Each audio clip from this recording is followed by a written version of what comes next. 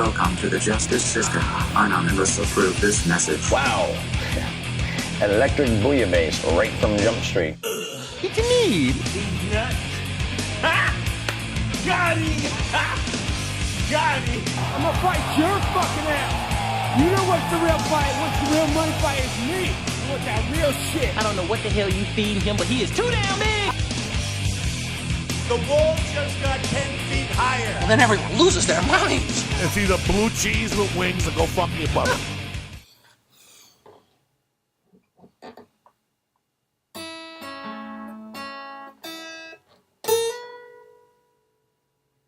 Whoopsie. Just messing with you guys. Welcome to another episode of the Justice System.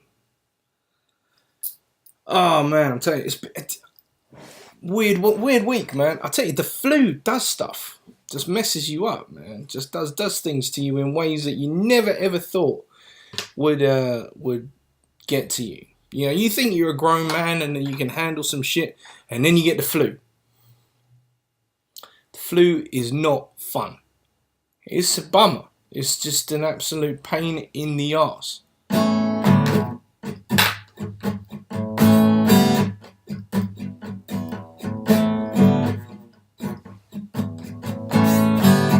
It could be a blues song. Do you know what I mean? You know, that got the flu. Goddamn, got the flu. You know, I got the flu blues. That's exactly how it could be. But nevertheless, I just want to say welcome back for another week. I know it's late. Don't think for 1 minute I'm not aware of this stuff.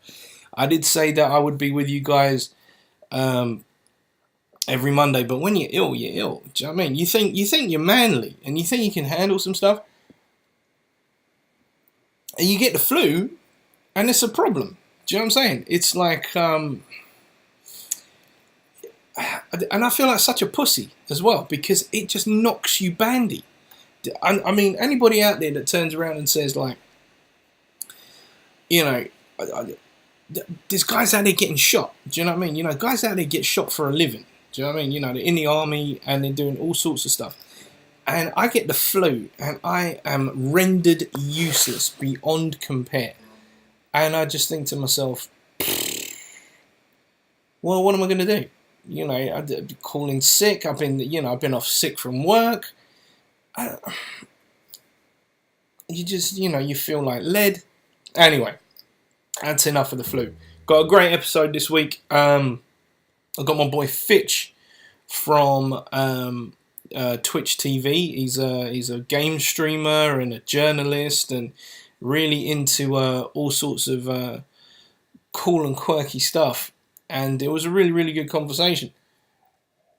I feel like Tyrion Lannister right now because I drink and I know things. And this was a really, really good episode. It got really deep at one point, as you'll find. It's a big episode as well. It's a big old chunk. I give you gold, man. I give you gold absolutely free of charge. And I'm happy to continue giving it to you free of charge. You know, if you guys want to help out, please feel free to do so. PayPal.me/MaxJustice. Send as much as you can afford, and I will be appreciative because it just helps the show running. It's one of those things. I recently got approved for YouTube monetization, which is great.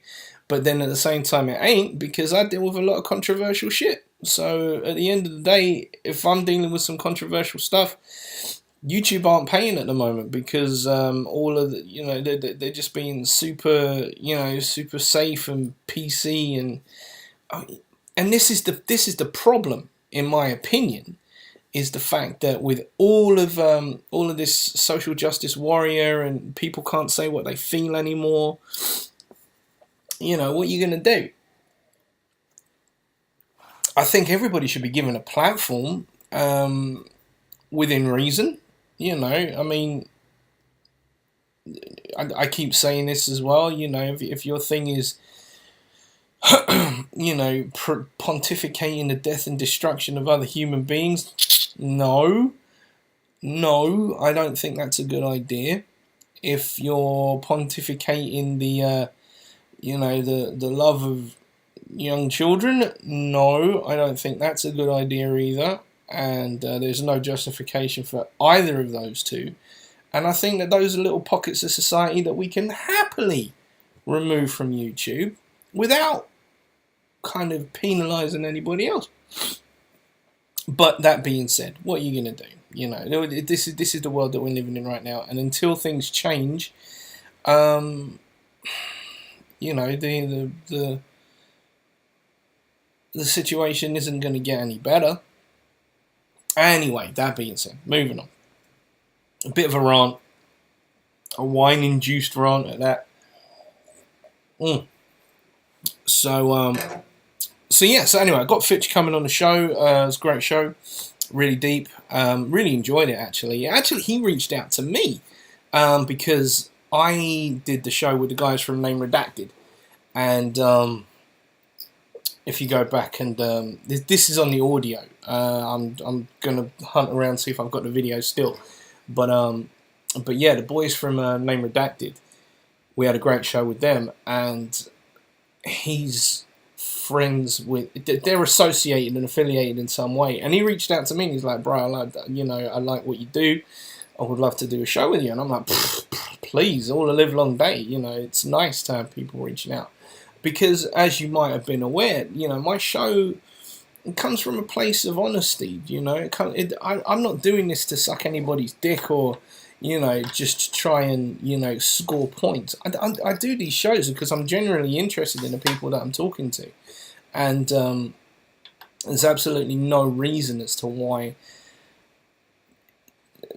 you know, I can't think of any particular reason why I can't talk on a level with somebody. On a genuine tip, because as far as I'm aware, I have no agenda. It's just a conversation, and where it goes is where it goes. It's all good. So I'm very fortunate in that respect to all the people that I've spoken to, and shout out to every former guest who I've had the privilege to speak to. I think that we're in I think we're in a good place where we can talk, excuse me, on a platform. Oh, hello. Speaking of Twitter, what's going on here?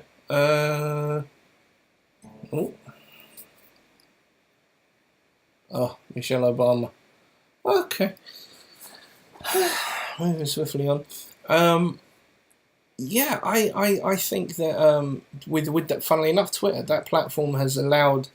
Without Twitter, I don't think that this show would have ever existed, because that was what propelled me and gave me the opportunity to reach out to people, and it worked. It worked. Some of these people turned around and said, "Yeah, great, let's do a show." And I'm again very grateful. Without you guys, without the listeners, without the guests, there would be no me. You'd just be hearing me ramble for like 2.5 hours, and I would feel very sorry for you for doing that. So anyway, such is life. But look, listen, I got the guitar out because there's a reason for that. When I retired as drumming. I retired from drumming for about 2 years ago. Actually, now 3 years. And my wife, I think I've gone through this on a couple of episodes. My wife bought me a guitar because she said, like, you know, you need to play. You need to do something. You need to kind of keep that creativity afloat. So anyways, I got on YouTube. And one of the places where I went to that has been a valuable resource, and I'm going to plug him all the live long day because he's a great guy, and he's actually become, I personally feel, he's become a friend. He's become a very good friend and a very good resource. And that is andyguitar.co.uk. So that website you need to remember. And he's also got a website as well, because andyguitar.co.uk.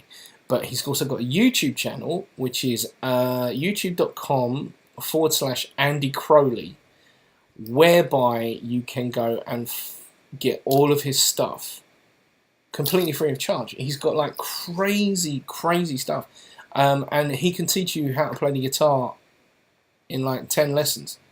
You know, one of the things he's got is learning 2 chords and 10 songs that those chords work around.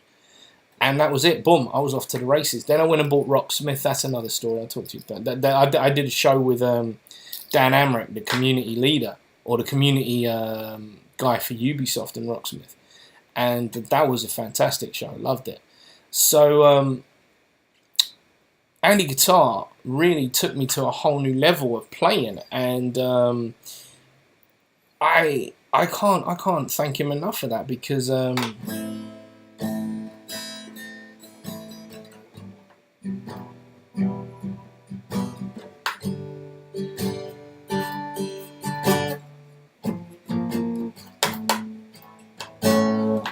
so, you know, I just get immersed in it. I really do. But anyway, go and check him out, andyguitar.co.uk and Andy Crowley on YouTube. I'll put links in the description. You'll be fine. But I'll also be having him on the show as well, because interesting situation that's occurred with him and Facebook. I'm not going to say much more than that, other than the fact that he was dealt a very, very swift blow to the nuts from Facebook. But we'll go into that when I upload that episode. So anyway, look, listen. That said, I'm rambling on a bit. Probably the wine's got to me, but nevertheless, this week's show, Fitz from Twitch TV. Actually, I should say it's Fitz. Sorry, not Fitz. It's like I've got a lisp. Fitz from Twitch TV, and here we go. Skadoosh. What's up, man? Mr. Fitz, how are you, sir? Pretty good, brother. How are you? Not too bad, man. Not too bad at all. You got video on your end? Yeah, I can see you. Can you see me? I cannot see you just yet. No. I got you now. Boom. Okay.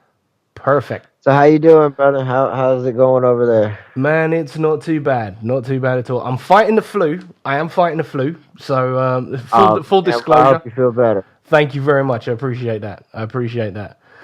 So, the divine Name Redacted Podcast brought us all together. Yeah, I know. Yeah, Chris has been telling me about you for a long time, man. In the past, I couldn't make my schedule work because the time zone, but now I'm fully just doing anything entertainment side of it, So I'm trying to dedicate my life to just being a podcaster, streamer, writer, all that, and just focus on that side of it. Cool. Besides the real world side of it. Well, yeah, the real world, that's the bit that tends to suck the most. Yeah, you're right about that, yeah. So, is my volume coming through okay? Can you hear me all right? Yeah? Yeah, I can hear you just fine, yeah. Perfect. Wicked. I don't want no glitches or anything like that. So Skype is fantastic for screwing up your audio. Oh yeah, definitely. I don't know how I sound. No.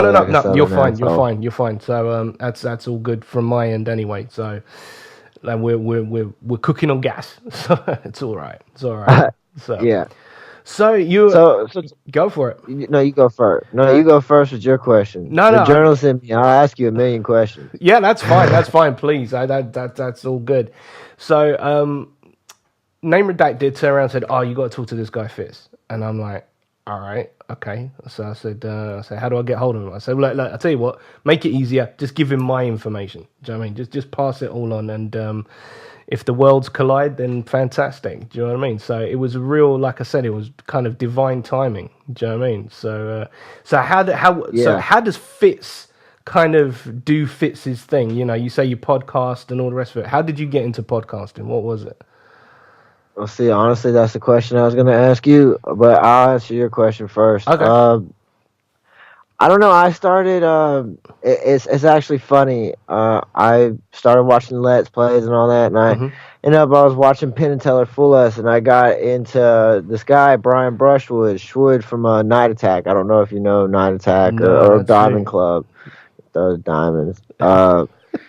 And I don't know. I wanted to take a different side of it, so I started a newsletter, and reached out to Jason Murphy from Modern Rogue. He was nice enough to give me my first interview. And then I reached out to Justin Robert Young, which he's big time Diamond Club. He does politics. The Jury Show. Everybody calls him Jury. And he was an actual journalist. And while I'm just some fucko that has a tablet that can type, half-ass with terrible grammar, he just never gave up on me, man. I hit him up and I'd be like, I remember one time, like I've been writing for a while. I did my Schwood article. You always think this article is going to make you, and you just have to get over that. I reached out and I told him, I was like, man, I'm not here for, a pat on the back or how am I doing or anything. I was like, am I a terrible writer? And I'll never forget, he said, you've gotten better. He said, you're not as good as you'll be a year from now, and you're not as good as you'll be 10 years from now. And it's the truth. As time progresses, you go on. And he's been my mentor. I started streaming twitch.tv/FitzShip29 because he told me to do a show, and it's great. Now, how did you get into podcasting though? Very good question. For me, it boiled down to an essence whereby I felt really stagnant. I've always been interested in radio, always loved music. Music's always been a passion of mine. But then I realized that there's a shit ton of other things as well that I'm really passionate about. So what I wanted to do, how this all kind of started, mushroomed really. My son is obsessed with KSI and all of the kind of the YouTube gamers, right? Okay. Yeah. And so I was like, wait a minute, this guy's got like 1 million views and all he's doing is playing FIFA. Okay, all right, cool. I can do that. So I went out, bought an Elgato. Yeah. No, that's how I got into it too. I was pissed when I found out about Let's Plays. Yeah, I was just like, I was just like, whoa, what are we doing here? So anyway, so I was like thinking, the impetus came because I was getting thrashed, completely and totally destroyed by a then 6-year-old kid at FIFA. And I was like, great, this is a good platform. Rubbish Gamer Dad was born. Do you know what I mean? And that was the original name of the podcast, the Rubbish Gamer Dad Podcast. So if you go all the way back to episode 1, I will introduce it as Rubbish Gamer Dad. And then I had another guest on the show who turned around and said, you're kind of putting yourself in a bit of a box. Do you know what I mean? It's like you kind of just isolated yourself as a gamer when there's so much more that you talk about: music, gaming, movies, current affairs. Excuse me. And I was like, okay. And that's where it all just kind of ballooned out and mushroomed and metastasized into this thing. And also I feel like this is also another expression and a completely new way for people to reach out. And as radio's dying, TV is dying as we know it, as a platform. The news media as we know it is dying. And people want to hear what other, you know what I mean? But they want to hear different viewpoints. They want to, not everybody wants to hear. And in Uruguay today, there was a riot, and it's just like, okay, all right, we know bad shit goes on. Do you know what I mean? That's. I report on some of the news, but I only report on the parts of the news that interest me. Do you know what I mean? Yeah, I feel you. I'm the same way. So I was like, I cover YouTube stuff, so I get it. That's how I got into it too. My son showed me Markiplier, and I was like, this fucko makes millions of playing video games, know, and I was like, I've been doing that since I was a kid because people didn't know how to beat a game. I beat it for them, know. There you go. That's exactly what I'm talking about. That was it. I was just like, oh my God, the dudes are playing games. I'm not the greatest gamer in the world, but I do have an extensive collection, and I'm not bad at some of them. But I know to myself, it's like, this is simple. This is simple shit. Someone wants to watch a grown man get beaten by a kid. Who doesn't want to watch that? That's humiliation. People love humiliation. And I was like, they do. We got something here. We've got something. So that was it. That was where I went with it. And unfortunately, what I did not realize and did not take into consideration is the post-production side of it. editing is a motherfucker. It's a it is fucking shitstorm, and I hate it. And you got to put time in on it. And I was like, hang on a minute, this is starting to feel like a bit of a job, and I'm not getting paid. So I was like, fuck this. Let me just do the audio side of things. That bit's easy. So I got rid of the well, I didn't get rid of it. I gave it to my son. I said, if you want to record your stuff, have at it. But I'm out.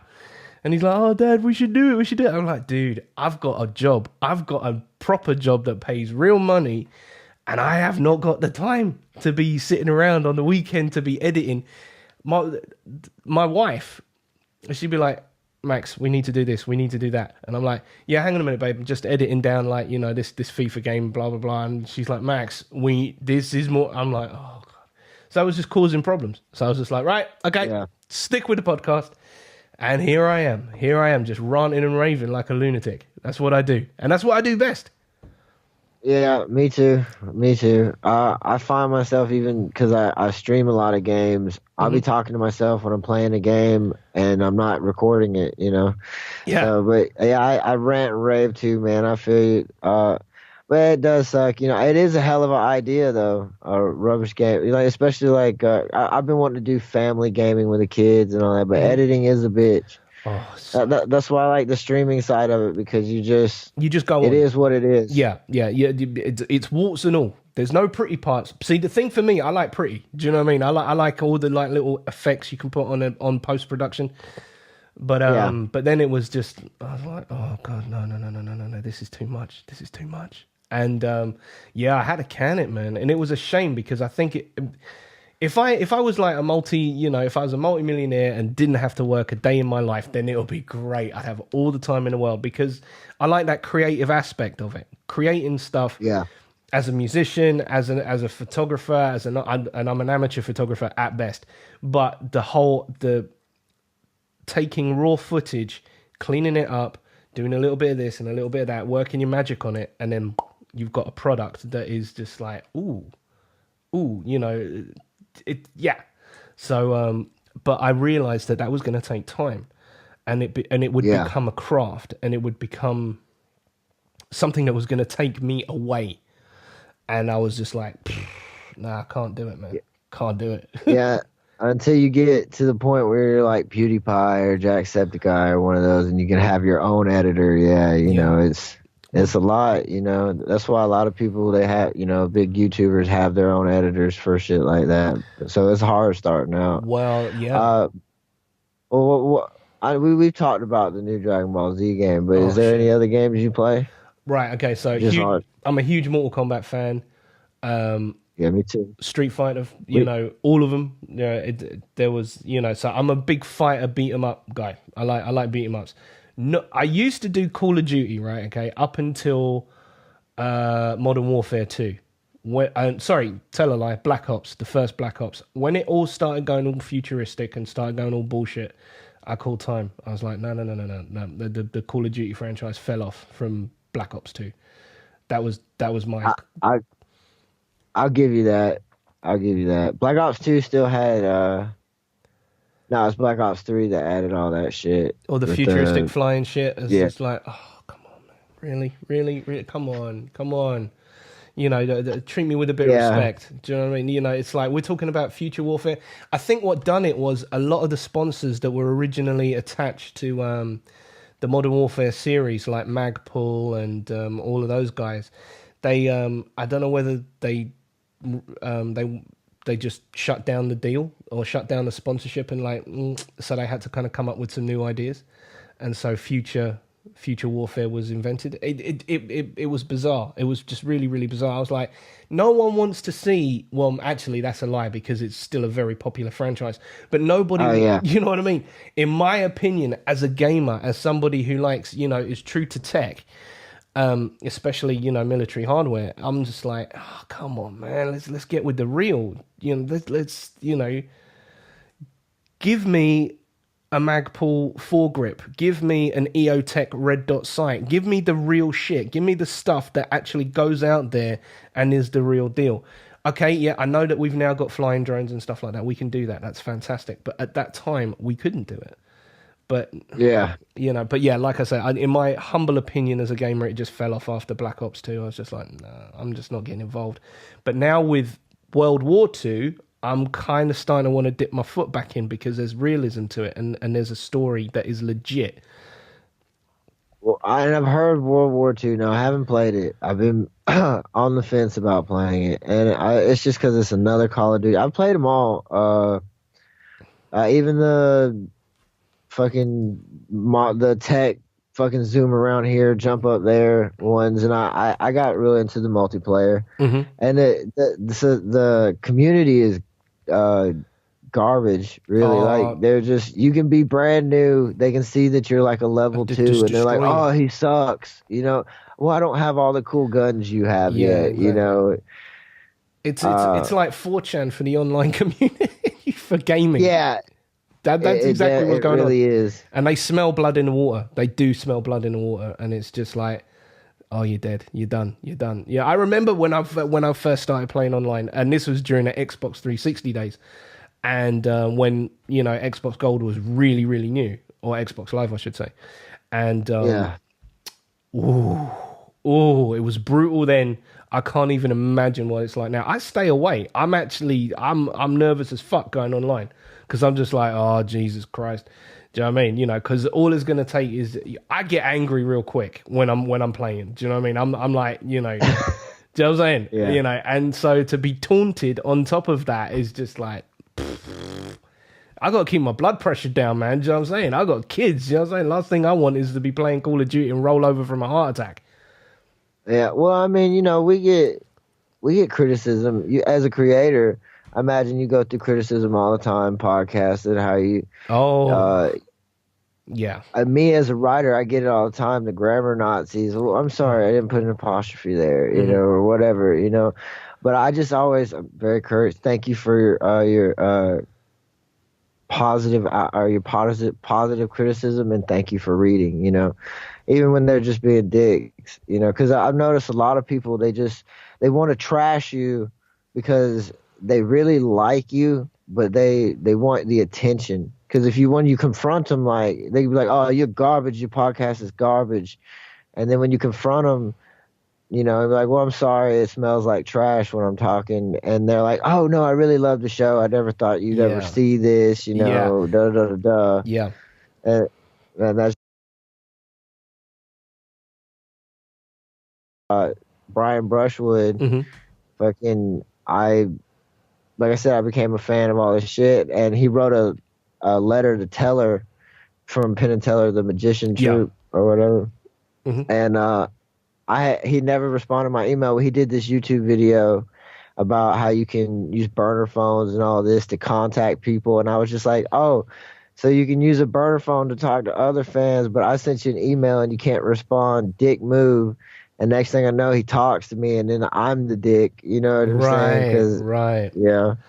I had the same thing. I got a shout out a couple of weeks ago from a podcast that I really like listening to, The Church of What's Happening Now with Joey Diaz. And that was huge for me. That was absolutely huge. And I'm really embarrassed by this, but it's that kind of get an inch, want to take a mile type kind of situation. Yeah. So he gives me the shout out, yeah. And I'm currently fishing for guests at the moment. I'm putting, laying bait out there, seeing if anybody's going to bite, using a fishing analogy.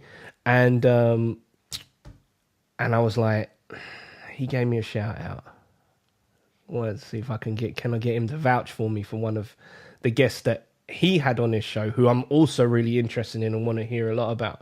So I sent him a direct message on Twitter, and he just gunned me. He was just like, he essentially said, you got your shout out, don't push your luck, fish for your guests in the same way that I do. And I was just like, okay, all right. And it was a good lesson. Well, it was humbling because it's like, you cannot ride. You can assist, and getting the shout out really did assist because my subscriber numbers went up to the point where I could actually get a custom URL, which really helped. People then started finding the show, but other people who I never had, listened to the show before. And I suppose in a way, yeah, I did kind of take the piss a bit, because it's just like, well, hang on a minute. Do you know what I'm saying? It's like you got your shout out. And as something that throughout my life, I was like, don't ride on the success of others. Do you know what I mean? Make your own path, your own thing. And if you stick in it and you're consistent and it's true, that's a key. That is the key to this podcasting thing. There's so many podcasts out there that aren't necessarily true, that are trying to jump on some kind of bandwagon. Excuse me.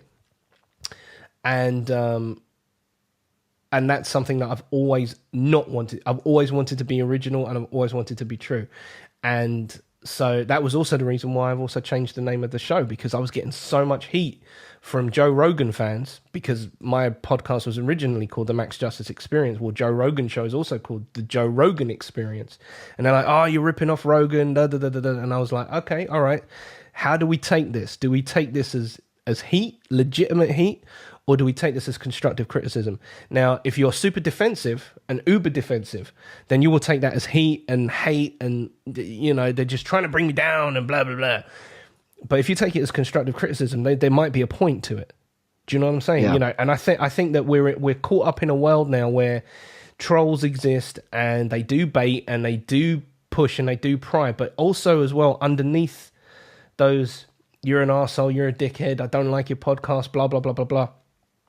There are some of those that turn and say, maybe you should think about a different way, or maybe they're saying it in a kind of a hidden, subliminal way. And so I was like, time to be original, time to go out on your own and dangle your dick out there and see what bites. And so I changed the name, and so now it's the Justice System. Well, I mean, that honestly, okay, name two.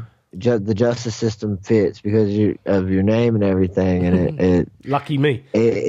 Yeah, exactly. But it does fit. And people are gonna hate. They're gonna, see, and that's where it's tricky is taking the criticism and the hate or whatever and adding it to your content, but not letting it change what you are and what your content is, and if you get trolls, send them my way, man. I'm actually known for being an infamous troll. Oh, really? Oh, great. Excellent.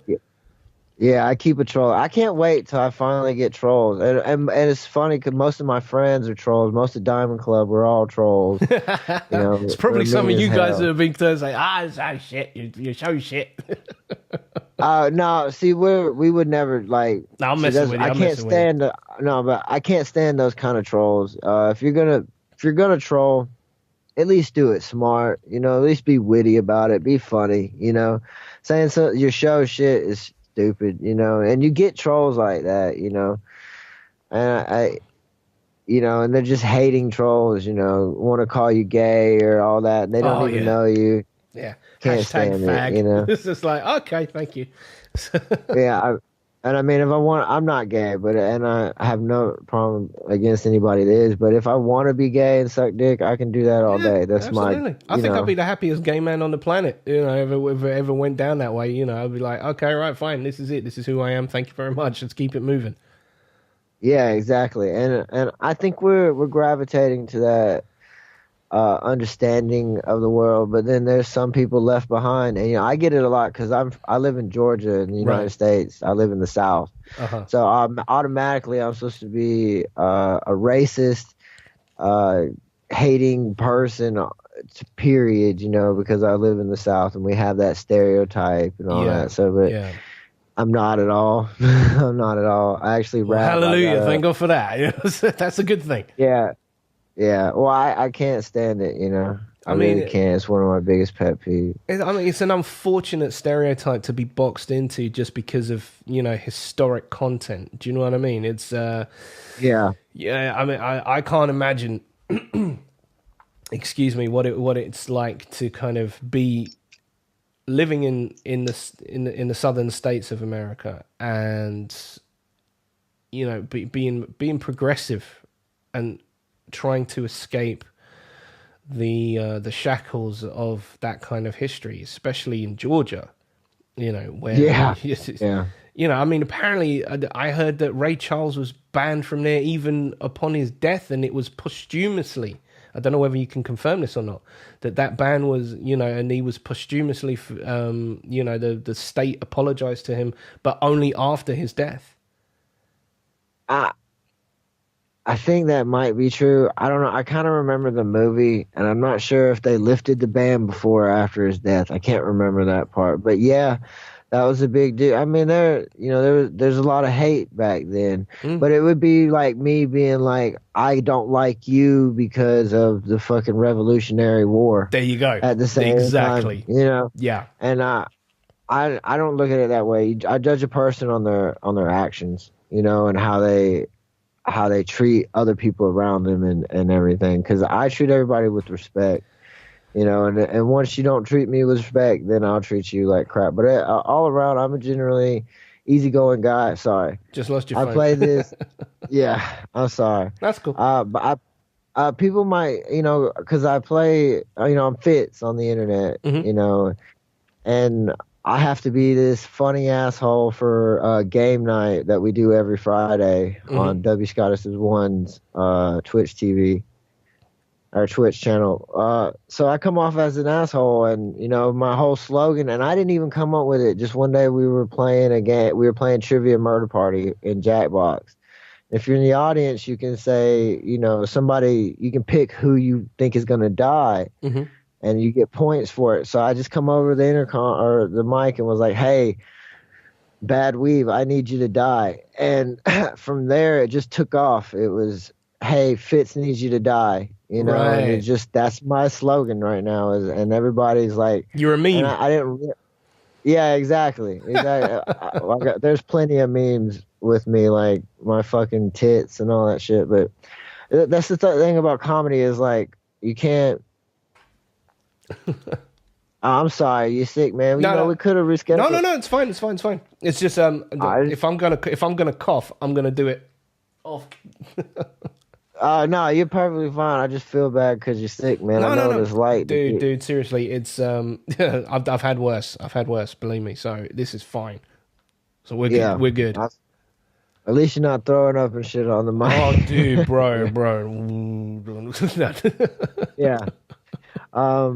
But no, that's, you know, the best comedy is fucking putting yourself down, or when someone says something about you, you laugh it off. Yeah, and like, self-denigration. I do have that. Yeah, you need that. I mean, that's a survival mechanism, man, especially in this online world that we are in today.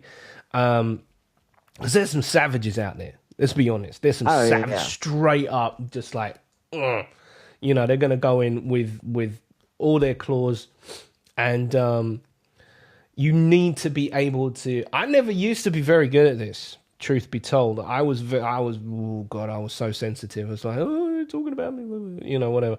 And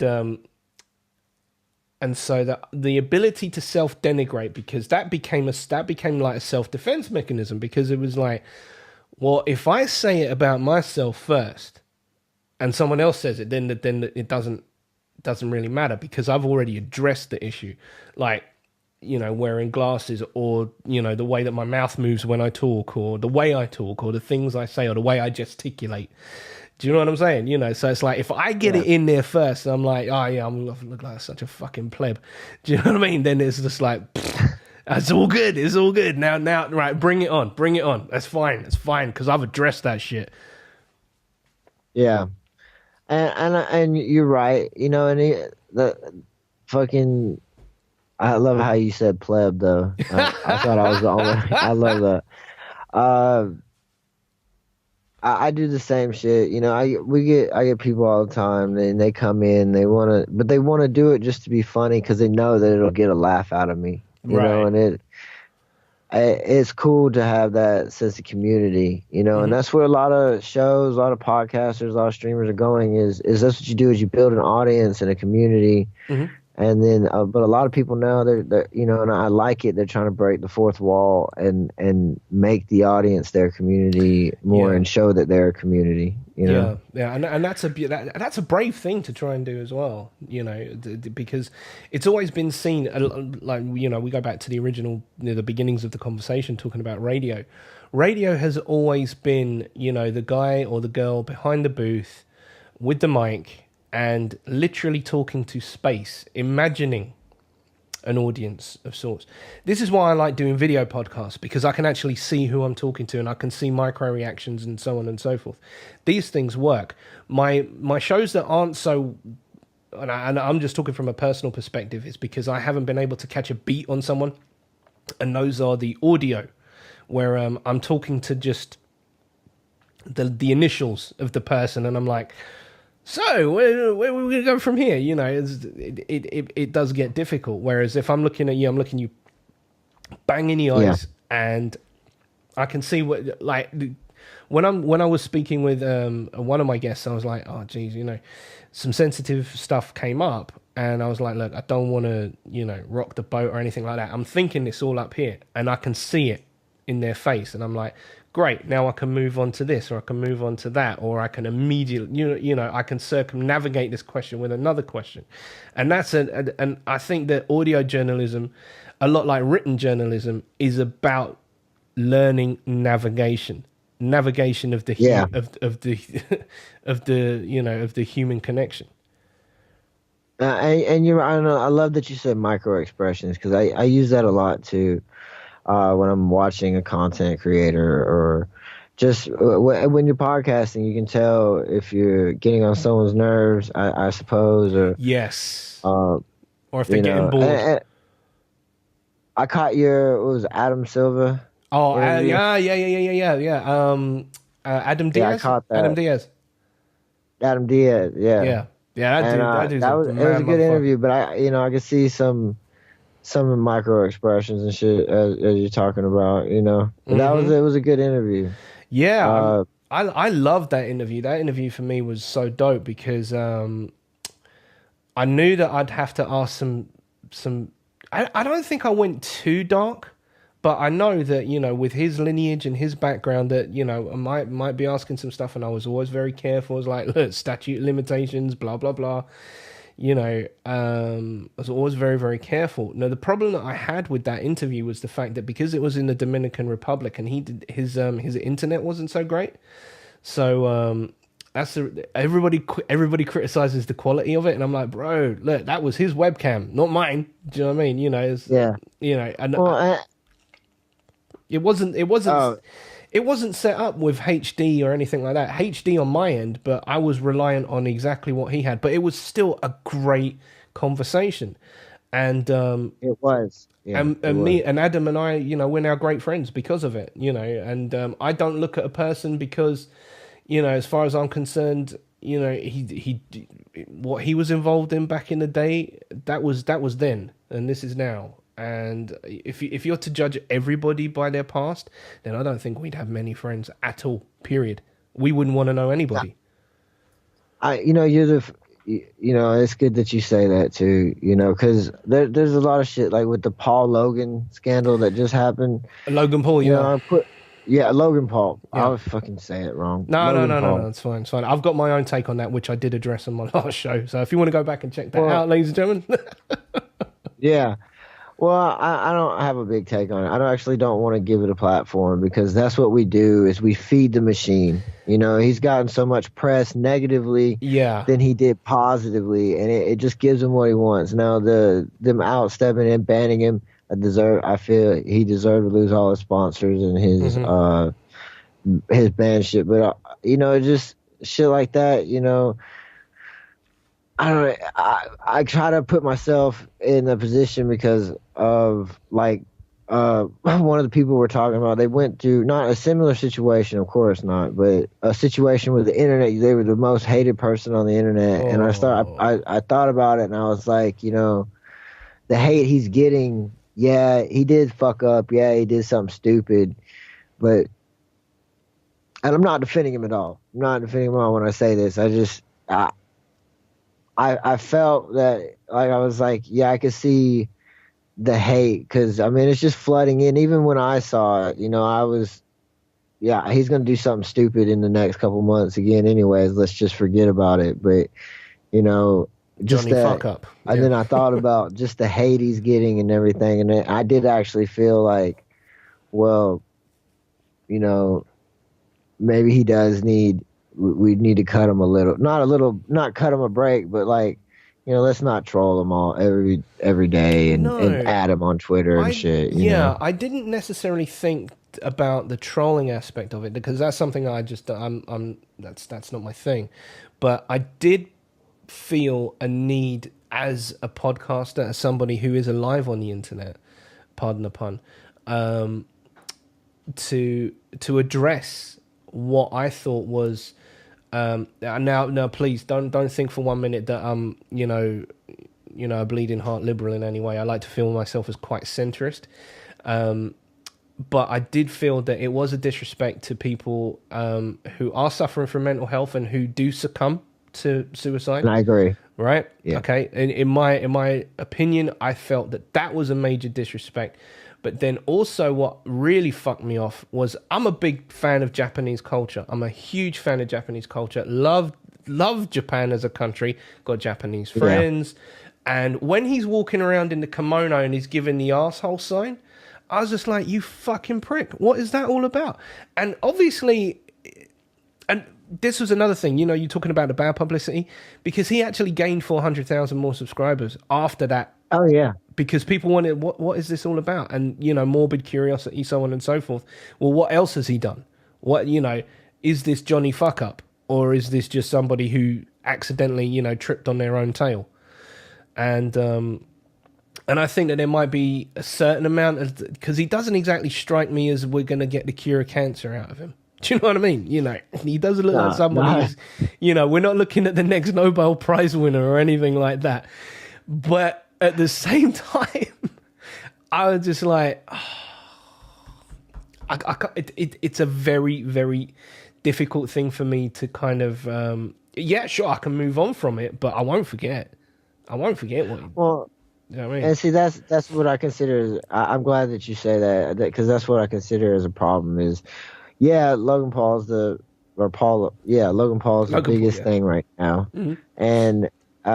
Because of his fuck up. But in a couple months, someone else is going to do something stupid. Yep. And then they'll take the whole shadow, and we'll forget all about what Logan Paul did, and he'll slide back in. Yep. And it's even like PewDiePie. I'm a fan of PewDiePie. And but do I agree with what he said? No, I don't. Did I laugh at the Fiverr joke? Yeah, I did. And I didn't actually think of it as him being a Nazi. I thought of it just him being stupid, making a joke, but the Logan Paul when he was doing the shit with the fish and coughing in front of him, breaking a Game Boy in the inside the market, it's just ridiculous. It's disrespectful, and as a Southerner, man, we're all about, we'll call you shit and treat you like shit and beat the shit out of you, but we're all about respect. We'll hold the door open for you, or, shit like that. And Southern hospitality, right? That's what it's known for. Yeah. Do you know what I mean? Exactly. And then, but, in Japan, they're all about respecting one another and everything. Just to disrespect them in a place that's supposed to be so respectful is just... Respect and honor, those are the two big things that fly very, the people who drive the trains, they bow to the signal. That's what they do. They show respect to just an inanimate object that tells them whether to go or whether to stop. They bow to it. That's just what they do, and anyway, I mean, the whole Game Boy situation, I was just like, really, what is that? What are you trying to prove? That you've got money and you're rich, and you, because of the videos that you shoot, blah blah blah, and you can just buy yourself a retro Game Boy. Fantastic, great, good for you. Let's just keep it moving. There was no need for it. It just got stupid. Yeah, it's blatant stupidity is all it is, and it's disrespect, But that's his side of it. That's why I don't cover the drama side of YouTube, and that's what he is the drama side of YouTube. Yeah. I'd rather talk about Aaron Hansen, Ego Raptor from Game Grumps, sharing his fucking heart as a creator and how he supports creators, and I would his ass, But that's what's going on right now, and that's what everybody wants to hear, even though I hate giving Logan Paul a platform. Yeah, I mean, I suppose because we're talking about it, it is giving him a platform. But for me, this is where this is where I grab stuff. Do you know what I mean? I look at what's going on. I'm a big 4chan user as well, so I'm kind of looking at what's going on there as well. Do you know what I mean? It's like, okay, what are we doing with Trump today? How are we working that one out? Do you know what I mean? It was the most interesting thing because I had a guy on my show, and he was saying about how Trump is going to win. And I'm like, I'm sitting there with him, and I'm listening to his conversation and all the rest of it, and I was just like, "You reckon?" And he's like, "Yeah," and I'm like, "I don't know, And he's like, "No, he's gonna win. He's gonna win. He's gonna win, and this is how he's gonna do it. He's gonna get the working man. The working man is gonna vote for him." And what the fuck happened? The working man went and voted for him. And fucking President Trump, welcome to America. Yeah, I don't really get political. I leave that to Justin Robert Young. But in my opinion, I wasn't on the Trump bandwagon. Let me say that. Okay. But I did feel he would win just because the way his was no nonsense, cut the shit, I'll tell it how it is. Even the blatant racism I don't get behind, and I don't fucking want a wall. Yeah. But in the same aspect, I build fences and all that shit. Or I did, and I do. Once you have that trade, you never lose it. Mm-hmm. If he's paying good, I go build that fucking wall. You know what I'm saying? And that's just how it is, and that's the way society is. Do I support him? No. Do I stand behind what he's doing? No. Do I, but at the same time, I live in America and I have to know what's going on. And, I used to be, didn't watch the news because it was always something terrible going on. Somebody murdered somebody, because those are the stories that grab. Yeah. If it bleeds, it leads. Yeah. Yeah. And I used to feel that, even with the damn Dateline shows, this person was murdered, and they speak out to the families and this, that, and the third. And I don't know if you've read my article. I'm currently writing a book about my daughter. My ex suffered from postpartum depression, and not to bring the show down, she murdered my 8-week-old daughter. Holy shit! Wow. Well, yeah, I've gone through all that, and my daughter's in heaven, man, or whatever you believe. That's what I believe. No. I'm not taking nothing away from that. No, not at all. So, my condolences, seriously, bro. Oh, well, no, it's been 10 years. Yeah. It's been 9. Okay. Next year will be 10. You get past that. I've always been humbled about it. I never hated the mother or anything, but shit happens, man. You can't. I used to hate the Dateline thing because I was like, these people are just using you for your story. They're just using you for the bleeds, the feels, and everybody that wants to feel. But now that I think about it, or now that it's happened to me or something of that nature, which I was never on Dateline, and I would never do that shit. I'd cover it myself. Mm-hmm. It gives a platform for what you want to push. And postpartum is a serious thing that we don't look into because people want to be like, oh, they killed a child. They're just obviously a monster. Let's just lock them away and throw away the key. Well, that's the easy answer. And that's an easy answer. That's the easy answer. Yeah. But the more difficult and the more expensive, because let's be honest, it's all about what is more cost effective. And this isn't just about America. This is about most countries when it comes to talking about postpartum psychosis. I'm quite well versed in this as a professional. I work in child protection, so that's my platform away from this. Postpartum psychosis is a very, very, it's a minefield. you need to be there. You need to be an expert in it. Do you know what I mean? You know, you need to be PhD, doctorate, clinical psychologist. And you need to have that as a specialism, as a specialist field of study. It's what they call perinatal, where women who suffer with poor mental health will then be referred. In the UK, they'll be referred to a perinatal worker. And that perinatal worker is generally a fully qualified psychiatrist. And they are then able to monitor, because the postpartum is such a big factor. And as you were saying, it's almost kind of brushed off because we call it the baby blues, we call it postnatal depression, but we don't talk about the more extreme side of postpartum psychosis, which is... as you just shared with me, which I thank you, for being brave enough, for somebody who you've only spoken to for once, for being able to share that, and I appreciate that. Thank you very much. It's a very, very it's not very well researched, and it's not very well funded because of the fact that it's a very complicated area to look at. Yeah, no, you're right. It is, and I don't mind sharing it. The article's out there, and I like to share it because I feel maybe if I share it, there's the reason why I'm writing the book about it and everything. And I wrote the article to begin with. I had a customer of mine, and he used to tell me all the time. He said, "You need to tell your story." I'm like, man, I don't want to tell my story. He's like, no, you need to tell your story because it could help somebody. So finally, I sat down and wrote an article about it, and it's my most popular article because I don't pull any punches. I hit everybody in the stomach the entire article until the end, but it's just, I don't, I want to be able to, because there's people out there like me, I'm sure, that have been through it, and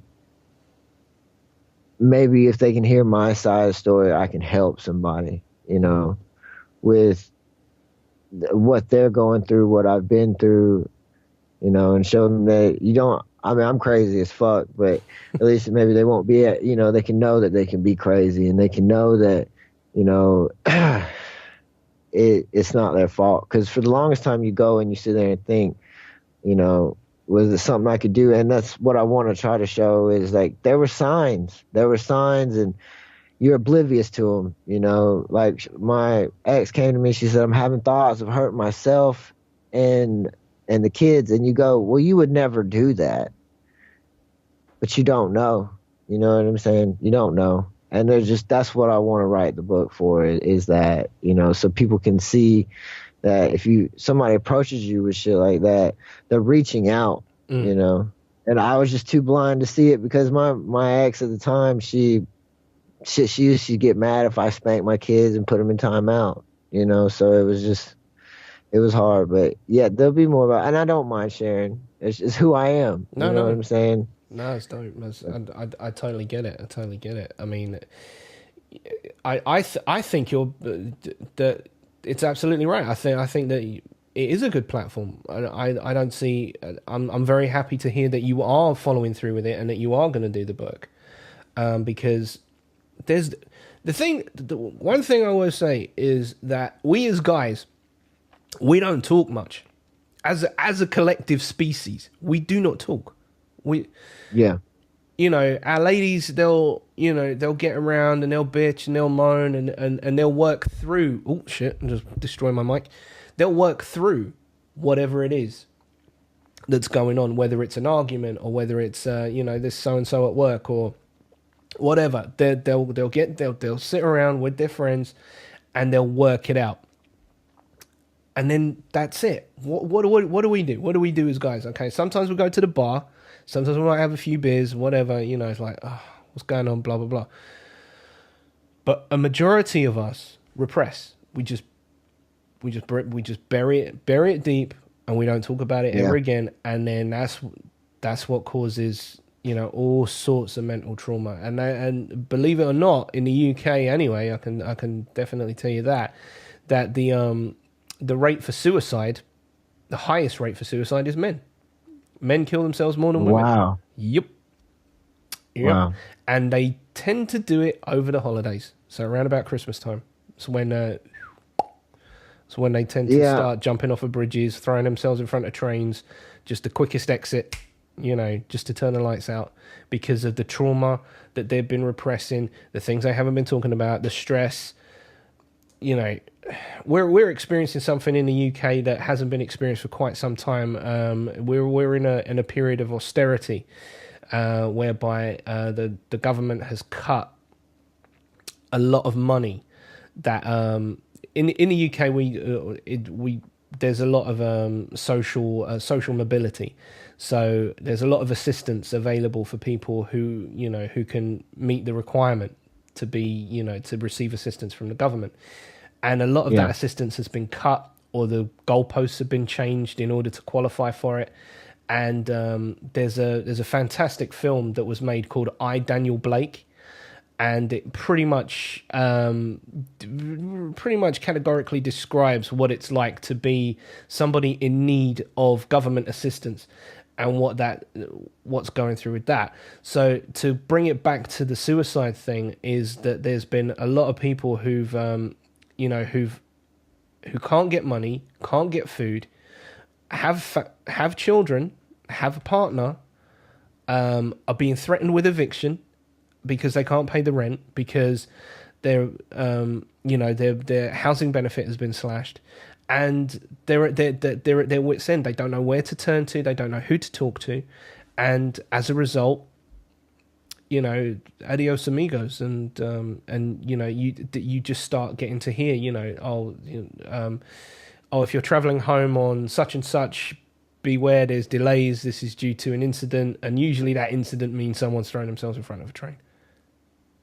Wow. Yeah. It's deep shit, man. It's deep shit. It is, because where I'm from, we're a small town where we have crime and we have people that commit suicides. It's not blatant. You don't see it like that all the time where I'm from. It's not like in your face and shit. Like, what happened with me was like the biggest tragedy they had here in a long time. And they, we keep, I don't know, they keep that shit secret and all that shit. It got us news coverage, of course, and all that, but right. Not to the point that, and like I said, it's just she's a terrible person. Let's lock her away and throw the key. Let's not figure out what was wrong with her, and why she did it, That's the most cost effective. Yeah. That's a goddamn it shame. is. But again, that's politics. I mean, I don't want to sound flippant, or I just want to kind of skirt around it because it's an uncomfortable subject, and it's not that at all. But you mentioned that that's my coffee machine that's just gone off. Excuse me. Good. I needed a cup.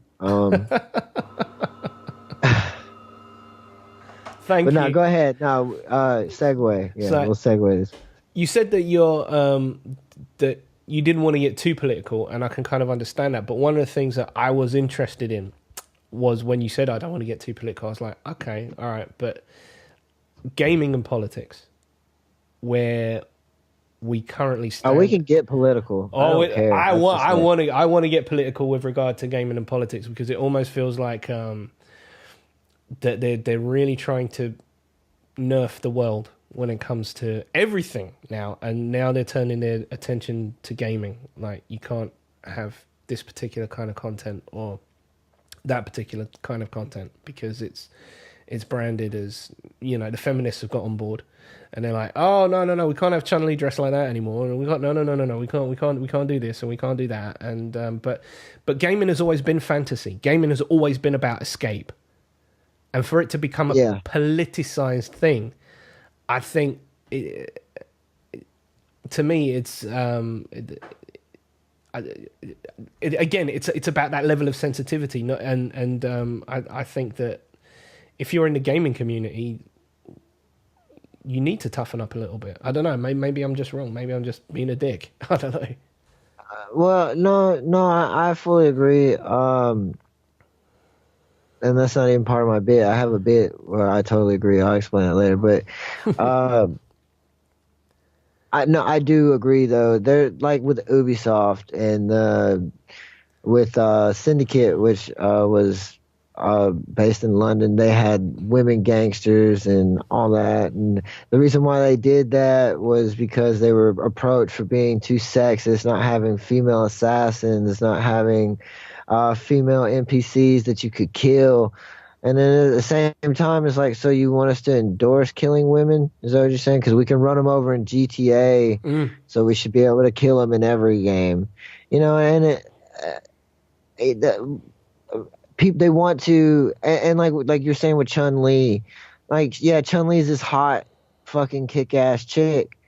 To me, I think it empowers. And it might be me, oh, he's a guy, he just wants to see tits and ass. No, I think it's cool that any woman, you see several powerful women or whatever, and they dress nice. I mean, celebrities, look at them, they're fucking dressed in beautiful gowns and they're feminist to death, and they're, you know, it shows that I can be a strong woman and wear this.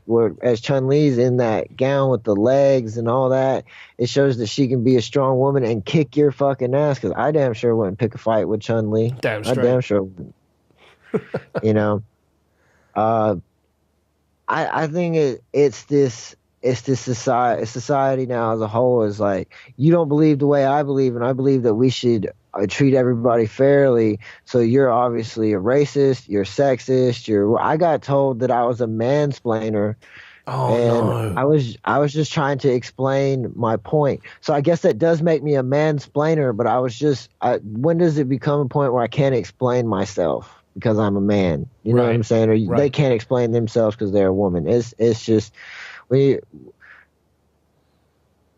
know, liberalism, being a libertarian, being a Democrat, Republican, don't label me. I just have certain views, you know? Yeah. And that's how I feel about it, you know? I think I listen to Rogan quite a lot. In fact, he's my daily go-to be honest with you. And one of the things he talks about is a need for tribalism, an us and them situation, you know, whereby we're in this box and you're in that box, or you're in this camp or we're in that camp, or you're gay and you're straight, or, you know, you're a man and you're a woman. Yeah, okay, right, that's fine. Right, let's be honest about this, okay? There are men and there are women. I'm not a fan of this whole gender fluidity thing. I do not oppose transgender. I do not for 1 minute do I sit here and espouse that it's a wrong thing to do. Listen, but you need to align. You need to say, right, okay, if you're going down that road and you're looking like a woman, I'm going to call you a woman. Do you know what I mean? You're a woman. Do you know what I'm saying? Yeah. You know, if you look like a dude, you're a dude. It's that simple. It's that simple. However, when you turn around and start saying, well, actually, you know, I'm non-binary. You know, fuck off. Get out of here. No. Bye. Can't deal with it. Can't deal with it. And that's just me moving forward. You know, the world's confusing enough as it is. Don't add to it. Don't add to it. You know, Zimzer and Foxkin and 78 gender pronouns. Are you fucking kidding me? No. Stop. Stop. Done. No. I laugh and I agree. But I'm also on the PC kind of it, where it's personal choice. You know, if you want to be called that, call yourself that. Yeah, all right, okay, fine. I blame World of Warcraft. World of Warcraft started all this shit. This is where it all fucking started. Do you know what I mean? You know, you can be anything you want to be. Welcome to World of Warcraft in a world. You know, it's just like, no, fuck off. Jesus, this is real life, man. This is real life. Away from keyboard. Yeah. You know what I'm saying? Well, I will say, and I've been saying this for a long time, we're detached from reality because of smartphones, because of tablets, because of shit like this. Because, I mean, I was at a party, and there's like 30 people at this party. And then when you look around the party, there's maybe two groups of people, and it was like two groups of three.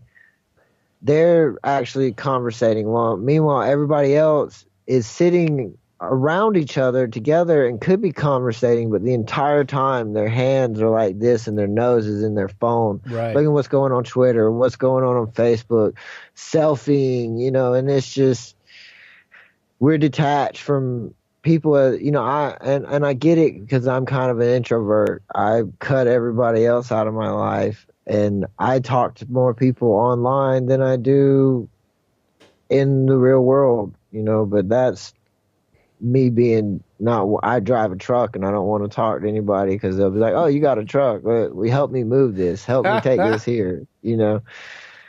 So my wife actually, she asked the same question. She's like, "How the hell do you manage so many people on your social media?" And I'm like, "I don't know.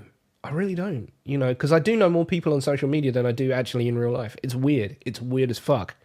It just doesn't. It doesn't make sense. It does not make any sense at all. I should know. It should be the other way around. I should know more people walking down the street, like, hey Jim, hey Jeff, you're right, Dave. Do you know what I mean? You know." Then I should, but it's insane. It's absolutely insane. I mean, I'm happy to have these people in my life and be interested in what I'm doing, so on and so forth. This goddamn mic stand is starting to lean. Don't like it. Yeah, I'm starting to get lower and lower and lower. So the more oxygen that leaves my lungs, then you know that we got a problem. But yeah, it was it's a mad situation whereby I feel that we are becoming almost intertwined with tech. Like, it's going to become a very, very tight relationship, almost symbiotic, whereby, you know, VR, it's the next logical step. We're just going to be interfacing. We're just going to be walking around with helmets on. Do you know what I mean? You know, yeah. Or the you know, the well, they tried it with Google Glass, but I reckon that there's going to be a whole new thing because they're investing in augmented reality now. You know, you're gonna be able to walk. You're gonna be able to walk down the street, and you're gonna get a thing up here, and it says you have an incoming call, or you're walking down the street, and if you've got the a certain real estate app on your phone, it will give you all the house prices of the available houses on that street. Do you know what I'm saying? You know, it's gonna be insane. Your Google Maps is just gonna have like a HUD. You know, just walking this direct. It's going nuts. And never mind backflipping robots. We need to market that. Dude. We need to market that idea.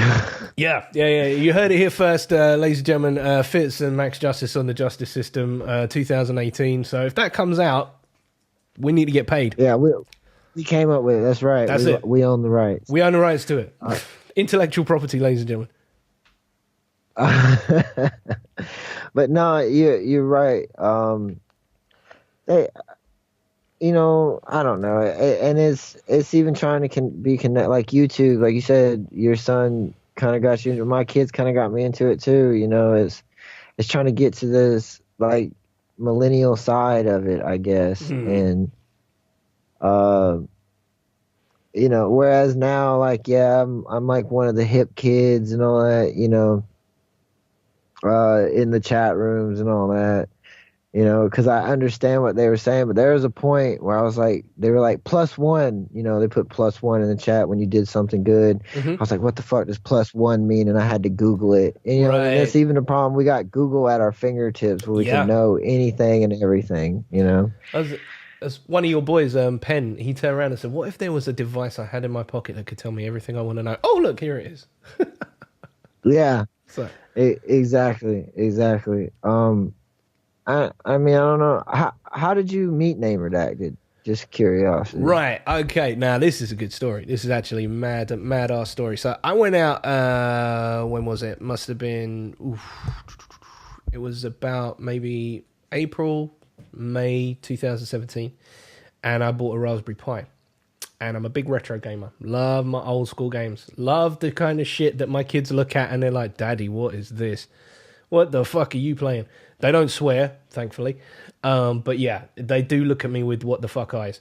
And so I built this kind of home arcade, which I have conveniently Velcroed now to the back of my TV, so you can't see it. So all I got to do is switch it on, and boom, all the retro games come up, which is fantastic. And I think I put a picture up of Mortal Kombat with my I've got huge strip lighting on the back of my TV, and they just kind of liked it on Twitter and said "sweet setup," and I was like, okay, this is this is a door opener, and we just started talking about the setup, the Raspberry Pi, and they said, "Oh, we do a podcast." I was like, "Oh shit, I do a podcast. Do you want a podcast?" And let's podcast, and that was it. Boom. That was the beginning of the relationship. So Chris and I had our first conversation last year, and then about 3 episodes later on, I found that they kind of it all disappeared, and they came back. Yeah. They came back 2 weeks ago. Actually, was it 2 weeks? Yep. Came back 2 weeks ago. Yes. I had him on the show. Unfortunately, there was a problem with the audio from when I was dissecting it back. I don't know, and Chris was like, "Oh shit, that was my fault." Blah blah blah. So we're gonna do another show. But it was a really fun show. It was really great to hear him again. I'm glad that they're back because they're great. What they do is fun. They're good. They're good. Yeah. No, they're good people. I met Chris at Dragon Con. And Alex and Colin. And Alex is a crazy artist. Crazy art. He's mad artist. Yeah, he's cool as fuck though. You know, he's actually I talked to him first and he got me introduced to Chris, and Chris honestly, he helped me progress a lot as a writer because I was writing. I dropped out of school and I got a high school diploma through a homeschool little thing. Yeah. And it's true. When you don't use it, you fucking lose it. Everybody used to say that all the time when I was a kid. Whatever. Yeah. I'll still be able to count. I'll still be able to do math. And now it's true though. And so getting with him, he helped me work through their article, which I've never published, which I'm gonna publish and call it the article that was redacted. Okay. But Chris is a great guy. I talk to him all the time. I saw him this year at Dragon Con. Mm-hmm. But that's how I met him, was at Dragon Con. And, when I first went to Dragon Con, I was this nervous guy. And, I remember him saying this year at Dragon Con, he was like, I can just tell how much you've changed. You carry yourself different. You act different. That's because I'm Fitz. I have to be Fitz. And that's it. It's a little different because like people see me on game night and they're like, "Oh, he's so funny, he's hyped up," and then they come into a game stream and I'm all chill, like, "Fuck this guy, he just killed me," kind of shit. Well, but yeah, we create the persona, right? Yeah, we do. I know exactly what you're talking about because there's a side of me at work. It's what I call the professional self. And then there's a side of me that is, very, very let loose and fancy free, and it all goes wild, and yeah. But I understand completely because and you almost kind of put yourself in a bit of a position because it's like there's an expectation that you're going to be that guy 24/7. Yeah, pretty much. I mean, like, I like to think that Fitz is just a more keyed up version of myself, because you get that hype, when you're about to do a show, you're all jacked you're ready to go. Yeah. So, and those are some of the best shows, the ones where I'm like half-assed not into it, my comedy's lackluster and the improv is whatever. Right. But, it's cool, and then I don't ever want to consider anybody a fan, even if that's what they really are, but it's humbling to see the support I've gotten recently. I've been selling t-shirts, Fitz Needs You to Die t-shirts, and it's like, I don't make shit off of them. The cool thing is that somebody is willing to wear a shirt that says Fitz Needs You to Die. I think that's just fucking crazy, and the fame side of it, like, I do see a little bit of it, and I'm a nobody. I'm still a nobody, you know what I'm saying? But you have people that they really enjoy what you're doing, like I'm sure you do with this podcast, I completely know what you're talking about. I mean, I really am a nobody. If you look at my listenership, it's like, compared to like some other podcasts, it's ridiculously low. But I see that as a positive because it's a niche market. It's like, these are people who actually want to hear what I've got to say. Do you know what I'm saying? You know, Yeah. And a waterfall will only start with a drop of water. That's how it starts. I know that sounds really prolific and really like you know, but no. I mean that. You know, you can't expect to galvanize and gather a mass of people in one night. It can't happen. It's impossible. No. And if it does, it's a fluke. It's a fluke. Yeah, and you're a meme, and you don't get any fame from that meme. That's it. You know. But yeah, you're right. It takes work, man, and it's not gonna happen overnight. A lot of because I write about entrepreneurs and YouTubers and all that, and so I do a lot of listening. And a lot of the people that like Danny Sexbang from Game Grumps, 15 years he was in music. 15 years he tried. It wasn't until he hit Game Grumps that he finally got it. Brian Brushwood quit his job, just like Teller and Penn. They quit and they did only entertainment wise. They would only do anything in the entertainment field. Mm-hmm. And it took them time, and it didn't happen overnight, you know. And that's the truth. Like, you know, I didn't get the readership I have just overnight. You know, I got it through a year, but you have this. Yeah, well, you have this mentality of this show is it. This like being on this show right now. This is it. This is what's going to make me. And it's not. It's another process into making me. You know what I'm saying? And go back and like, man, I was on Max's show. It was great. You know, and then thank you so much. No, it's great. I like it's better than, you know, like a normal podcast. You know, other shows they have like we're going to talk this, we're going to talk that. No, that was never my thing. Know? That was never my thing. I always thought to myself, if I want to have a podcast, I want it to be a conversation. I want to talk to interesting people. I want to, you know, I want to make,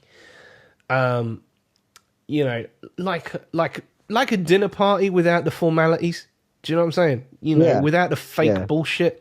You know, like you know when you have your boys around and you have you know have a few bottles of beer and you know you just kick back. You might play some Madden or whatever.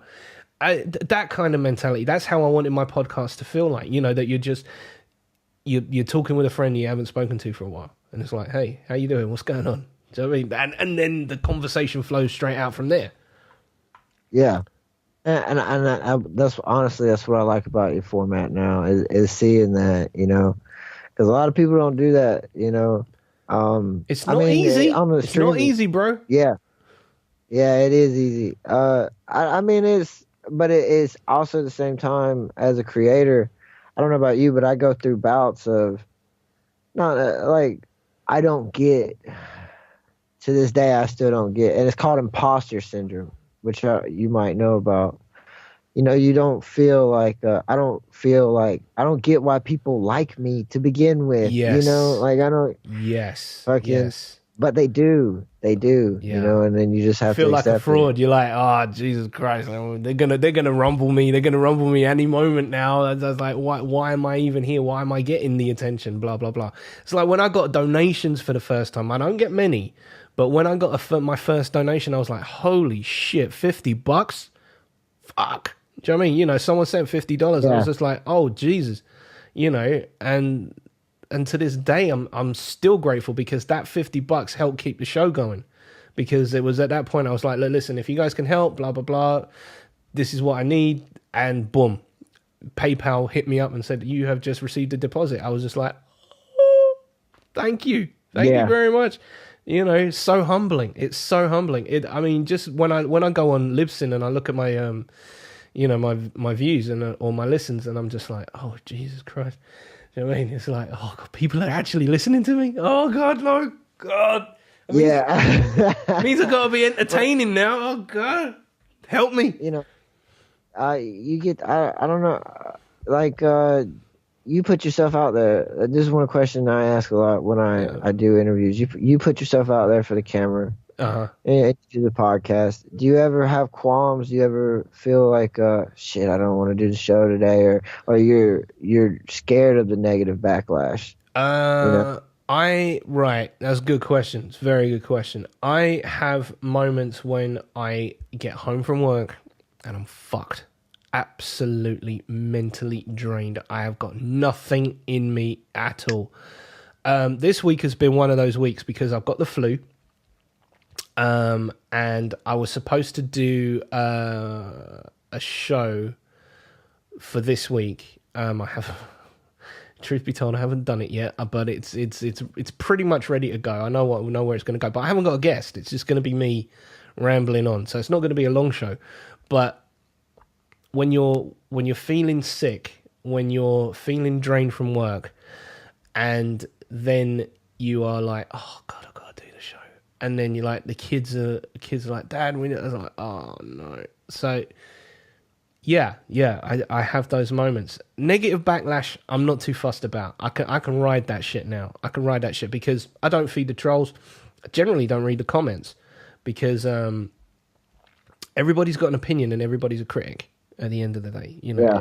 And I give this shit away. It's not like people are paying for it. Do you know what I mean? You know, so it is what it is. You know what I'm saying? It's a free product, and I can kind of see some of the criticism behind it. Do you know what I mean? You know, and sometimes I think to myself, well, that's actually just who I am, and that's just the way it's going to be. One of the big things that I have that I do need to work on is my my ums, and my you knows. But when you're improvising and when you're talking off the cuff, off of the top of your head, you don't always know what words are going to come next. So you will get the you know, because you're trying to string something together that is compelling enough for someone to listen to. And when you hear those, my beginnings of my show are me, like right now, with a mic and nothing else. No paper, no bullet points, no cue cards, nothing. I've got nothing. It's just me 100% spitballing off the top of my head. That's it. And so you're going to get the ers and the ums and the you knows. And that does get tricky. And I did have a period of writer's block, creative block. There you go. Last year. And I took the show offline. Well, not technically offline, but I stopped recording for a while because I needed to feel the juice again. Yeah? And it was a question of, if I come back, I'm going to come back and I'm going to be serious about it. Not serious to the point like I'm going to build an empire, but serious to the point of like, I'm going to do a show every week. It might not always have a guest on it because, you know, getting some guests isn't that easy. I mean, how I nailed some of my guests, I will not know to this day. Tony Todd, Candyman. How the hell? I cannot believe that he agreed to be on my show. Billy Murray, who plays Captain Price from Call of Duty, he was on the show, and I actually met him face to face. We met down at a local gym. That's cool as fuck. Yeah, it was one of my first shows. Right, so you have to kind of like scroll down, and we had it was a great show. It was so cool. He even imparted like fatherly advice at the end. He's like, you know, oh, do you see your dad? I'm like, yeah. I was like, oh, you should talk to him more. Blah, blah. I'm like, okay, thank you, Mr. Billy Murray. That's great. You know what I mean? You know, it was insane. And he's a massive star in the UK as well. He's huge. He was in a show for like almost 10 years called The Bill, which is about British police, and then he was in another show called EastEnders, which is all about the East End of London. Not always well done, but he was in that. He was in that for. He was in that forever, and it was and obviously the one of the big ones was the fact that he was, you know, Captain Price from Call of Duty as well. It was just like, yeah, that was dope. That was fucking dope. So that's cool. Well, I've noticed, like, actually someone in chat the other day was talking, and they were like, this is about as hard, because they couldn't get the part, because they want your attention when they're in chat. It's about it. They were not talking to me, it was somebody else. They were like, this is about as hard as getting the attention of somebody that's famous, of a celebrity. And I thought about it, and I was like, no, that's not that hard, because people want a platform to talk about themselves. Yep. You know, and they do. So, and like, if I wrote a book about the journalism side or just the podcasting side, it would be just ask, because you never know, man. I've gotten on Twitter. You know, Twitter's where a lot of shit happens. Yes, it is. Every interview I've gotten just by simply just asking, hey, do you mind? can I give you an interview? You know, I have the time. This is what I've done. This is what I write about. Would you mind? Do you have the time? And with you, you have a show already that's established, and I'm sure it gets easier and easier to get guests. You know. Well, it does require some input. Do you know what I mean? You know. Yeah. But again, excuse me. Twitter has been the go-to resource, because back in the day, before the internet, you didn't have direct connection to famous people. You know, you would have to write a letter to a fan club that would, you know, you might even get a signed by the secretary, you know 7x4. But that was it. Yeah. That was all we had back in the day. Now we have a direct platform and access to certain people. Sometimes I know that there is a PR team behind the Twitter account that actually feeds the Twitter account, so on and so forth. And you don't always know whether you're getting a response. Some you do, because they will say, can you please put your request in writing to this email address, blah, blah, blah. Like I wanted to get hold of James Hong from Big Trouble in Little China and the voice of Poe's dad from Kung Fu Panda. And and they were like, can you put your request in writing to blah, blah. You know, I mean, he's an old fucking man. Do you know what I mean? You know, so he's not going to be, you know, actively checking his Twitter. He's got shit to do. He's an actor. Do you know what I mean? That would have been a cool podcast. They didn't get back to me, unfortunately. But you know, that's just one story of many, of where I've put my kind of feeders out there, and not everybody bites, but some do. And the mad thing about it is, some become friends as well. You know, some actually become legit friends. They'll text and, hey, how you doing? Is everything cool? You know, hope you've had a great Christmas. And not like the standard copy and paste, Merry Christmas, everybody, hope you have a great New Year. But they'll actually personalize it, and it'll be like, you know, hey, Max, you know, I hope the family's well, blah, blah, blah, blah, blah, blah. You know, that, and you don't expect that shit. So it's really humbling, really, really humbling. Yeah, no, it is, you know, and on the reaching out to people's side, you know, yeah, I've, like with Jury, Justin Robert Young, I look at him as my mentor. You know, I used to fucking hate. I'd be, okay, well, I did this, I've done that, I've written this, I've written that. Now what do I do? And he'd say, just keep writing. I'm like, okay, so I just keep writing. I've written this, I've written that, I've written this. Now what do I do? Just keep writing. All right, well, I've written this, I've written that, I've done this, I've written this. Now what do I do? Just keep writing. And then finally, it's like, fuck. Yep. I'm tired of just keep writing, but it was, you know. You're sharpening your blades, man. You're sharpening your blades. Yeah, it's what kept driving me, because there'd be times I was down and I'd think, just keep writing, you know. Mm-hmm. Even though I haven't published an article in like 2 months, but still, we're not talking about that. No. That's regardless. That's regardless. What you're doing is you're honing yourself. You're working that muscle.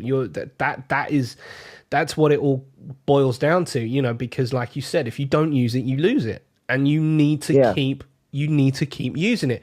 It's Lester Bangs said the same thing to Cameron Crowe when he wanted to be a journalist, a music journalist, and he said, keep writing. Don't stop writing. Just keep writing. Just keep sending me stuff. Just keep writing. Yeah, and that's exactly what it is. And yeah, it's little, like, I will say the proudest moment I ever had was at Dragon Con, and to go and see Justin Robert Young, you know, like I did the first year I went to Dragon Con, but this year to have him do this, he was like, man, you've been like this all year, you know, on my career. And I was like, that was like it was like your dad giving you a pat on the back, you know. Job well done. And it's which I still ain't nobody, but still one day, you know. And people, like, they look at it as a overconfidence, because I'll be like, I'm gonna be famous, I'm gonna do this, and I don't ever want to be like, fuck you, I'm Kanye West famous. I just want to be normal, fucking run of the mill. Yeah, I heard of that guy famous, you know. Yeah. And that's about it. Yeah. I mean, I don't want people, throwing rose petals at my feet. No, fuck that shit. And I don't want a bathtub full of Moe and Shandon. I wouldn't even be too fussed if maybe one person actually knew who I was outside of my family. Do you know what I mean? Yeah.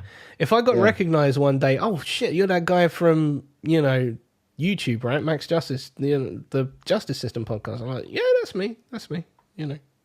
Thank you. Well, to actually get into YouTube, how do you feel about the new partnership? Not happy. But then again, there's a part of me that's like, well, fuck it. I'm gonna play music. I'm gonna play music on the show.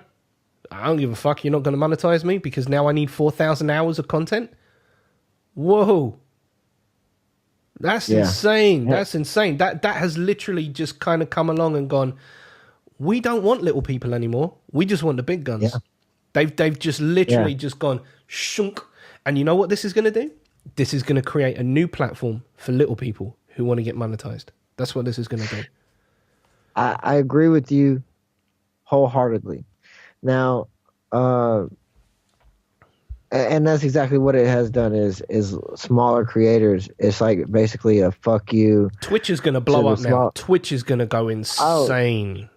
Twitch is already blowing up. I did an article called The Great Twitch Migration, and that was when the adpocalypse was happening. That's what everybody did, because the ads on Twitch, you already follow their guidelines. Mm-hmm. They have guidelines set where you can't put any base content, nude based content, or so you can't even show your feet on Twitch. Seriously, wow, okay. I don't know much about Twitch. You're educating me right now. This is education time. Yeah, you're not even supposed to show your feet on Twitch. Well, yeah, there's some freaks out there. The fetish side of it. Yeah, exactly. That's what I'm talking about.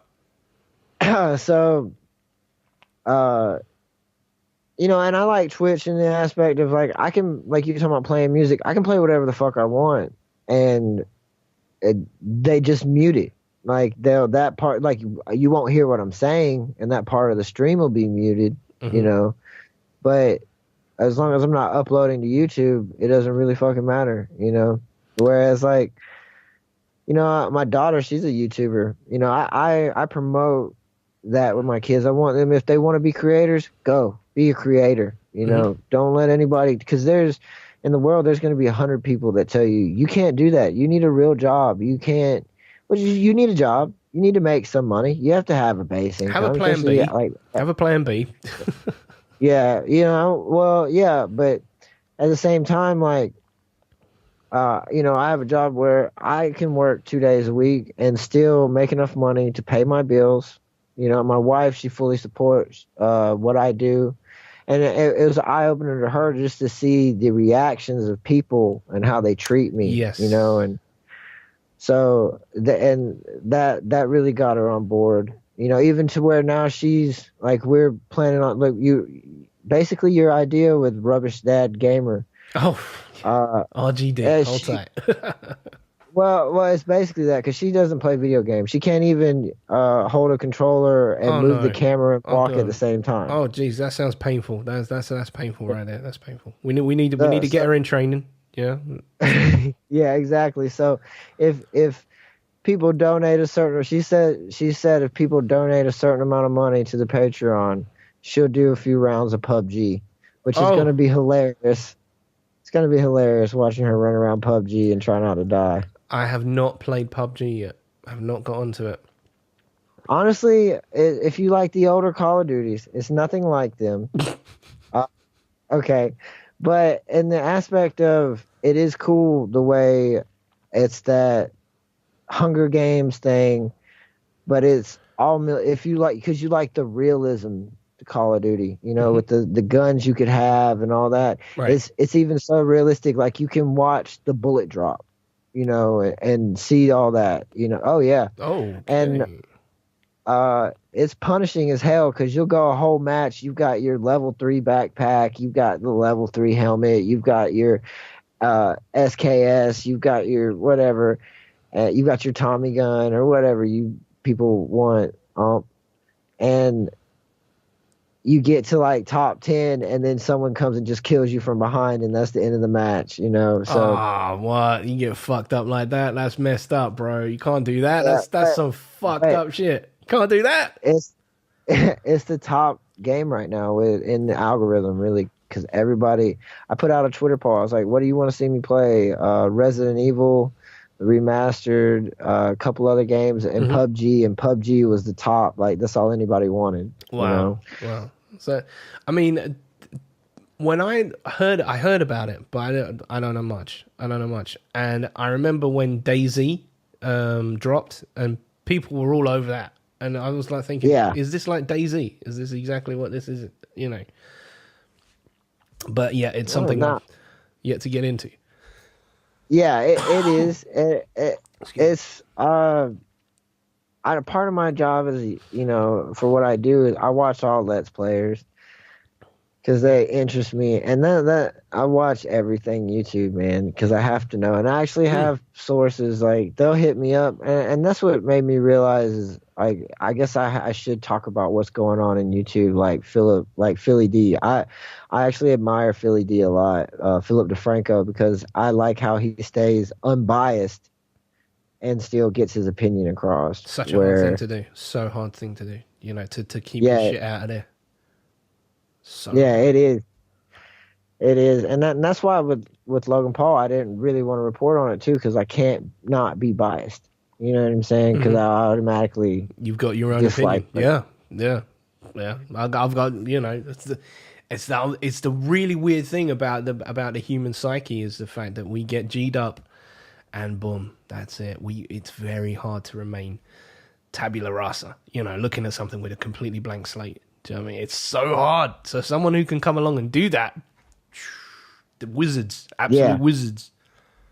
Yeah. I mean, I'm usually pretty good at it, like stepping outside and reporting on it. But like I was saying, people at me like, "Did you see what happened? Have you heard this? Did you, or they'll DM me like, "Do you know what's going on in YouTube?" And I already know. But sometimes I don't, there's been an occasion where I didn't. And, I just, that really made me realize like, well, I should keep that platform of where I'm the YouTube guy. Because, and I got this from Chris because he was talking about how they wanted to do a podcast for their friends, that aren't into like the nerdy stuff like Star Wars and Star Trek and just stuff like that, but their friends were interested in it and wanted to have a take on it, so they would do the show for them. To whereas like I have friends that they don't give a fuck about YouTube and they don't care, but they like hearing what I have to say because they want to know a little bit and understand like what's going on and everything. You know? Yeah. I mean, it's a great way. It's having an ability to turn around and say, "Hey, you know what? What do you want to hear me talk about? What is it that gets you going? If you've got that kind of subscription base or that kind of viewer base or listener base or whatever, I don't yet. So for me, it's kind of a bit of a moot point because I might just be talking to two people and just say, "What do you want to hear me talk about?" But again, if you've got friends who are who lean on one side of a particular fence, but they want to hear your take on it, it's so cool. It's so cool because the fact that just because they want to hear it also means that there's a whole bunch of other people that might have that same particular viewpoint as well. Do you know what I'm saying? And then it creates dialogue. It creates debate. It creates all of that good shit. And, it all comes your way. And you can feed off of that, or you can just put it to bed. You just be like, yeah, we done that. We're moving on now. Moving on. Got new shit. Got new shit now. Do you know what I'm saying? So I love this platform. I really, really do. It's provided me with a unique perspective of the human mind of others. Do you know what I'm saying? Yeah.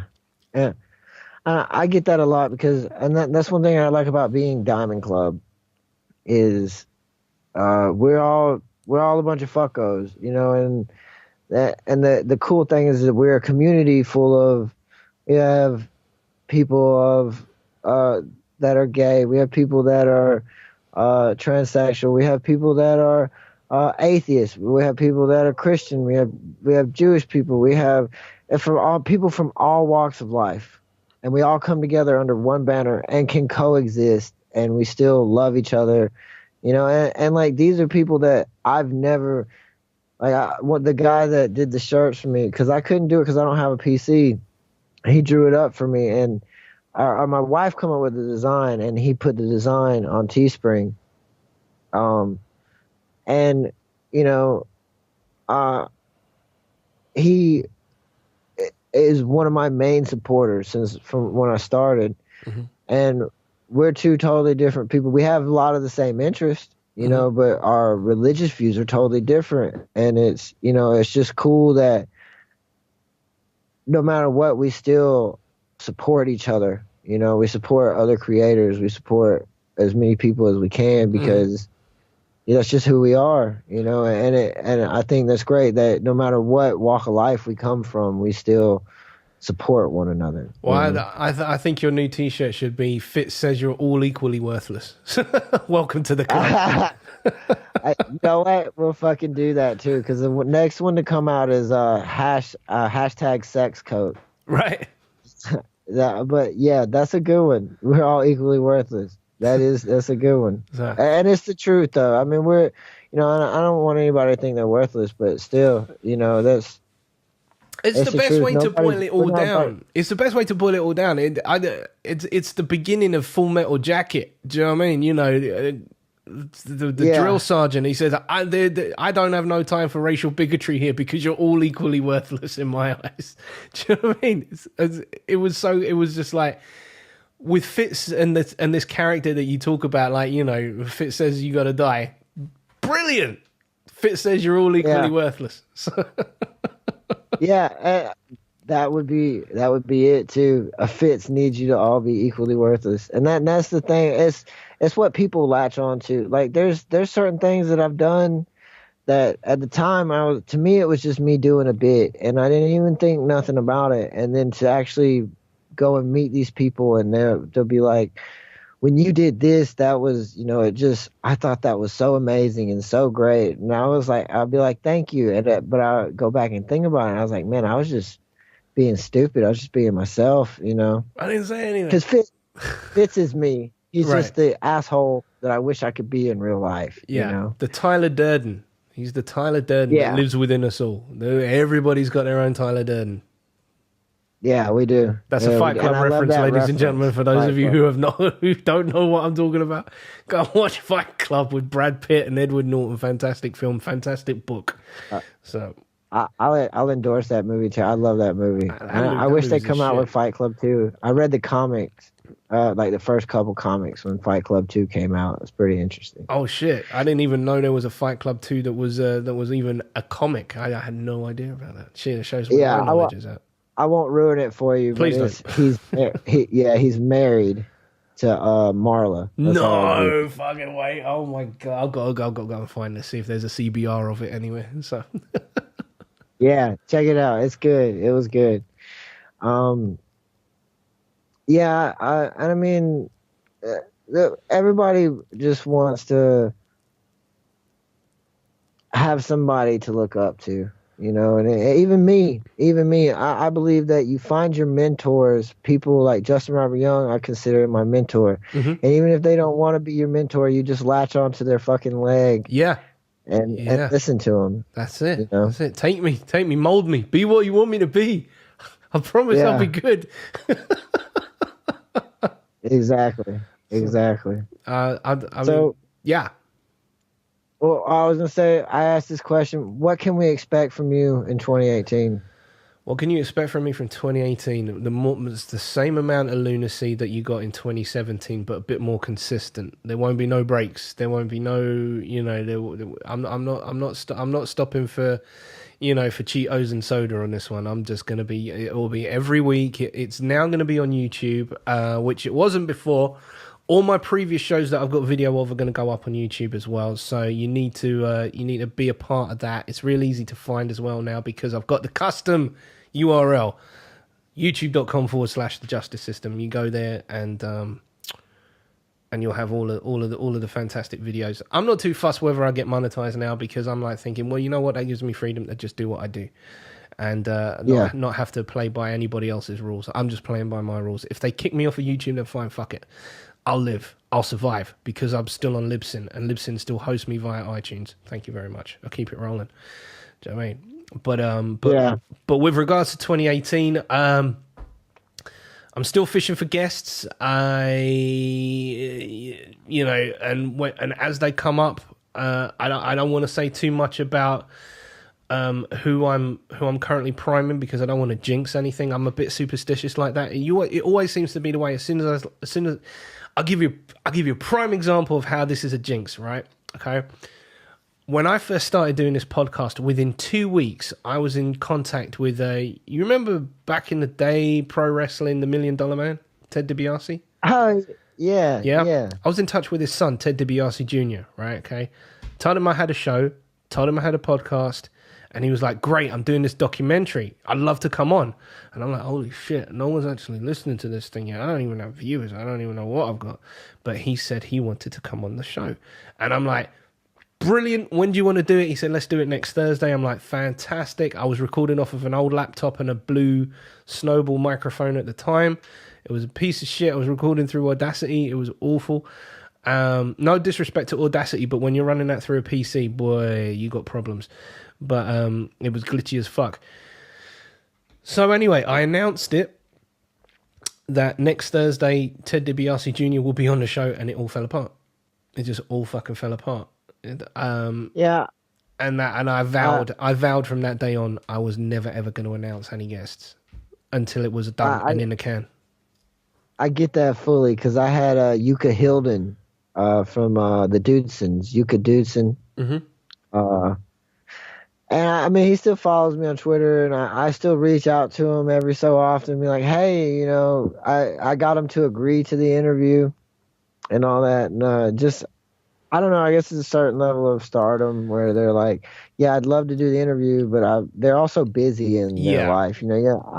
I give everybody credit, like, especially, they've got 1 million people pulling them in 1 million different directions. Well, he also runs his dad's church as well, so he's got a shit ton going on. So he's got a congregation, like legit congregation, do you know what I'm saying, to deal with. I'm not hating on the dude. I was just like stunned that he replied and said, yeah, I'll do it. Yeah. He still follows me on Twitter. Much love to Ted DiBiase Jr. Go follow him as well. But yeah, I was just like, oh God, you kind of running around with a little chubby. Oh my God, I got my first celebrity. Blah, blah, blah. And then it's just like, oh no, they fucking pulled out. They're not responding to my DMs anymore. Just like, oh fuck. So, yeah. Yeah, it happens, man. It happens. And I did the same thing. I was like, hey, I just got an interview with Yuka Hilden, and I never got the interview, So I don't do it anymore either. Yeah, just because of that. You kind of, you're writing checks that you're hoping are going to get cashed, and it's just, not literally, but, euphemistically, and just like think, oh, fuck, no, it's going to bounce, shit, So, yeah, but I'm trying. There's so many people I want to get on the show, man. I'm trying so fucking hard. I'm just like, and you know what? It's a really interesting point because you don't want to appear desperate. You don't want to appear like, you don't want to appear, you don't want to appear desperate, and you don't want to appear creepy. Those are the two things that are going to turn people off. So it's like you're treading that really, really fine line. Do you know what I'm saying? It's hard, period, because people look at it as an interview because it's what it is. Yeah. And a lot of the media itself, a lot of people, they don't know what you'll do to them as the media, period. What questions I like to hit hard hitting questions, and not to the point of like super hard hitting, but like Mike TV, I asked him about his drug use, and how did because he's very open about it, and he'll talk to you about it, and he's rock and roll, man. He did he's from Get Set Go.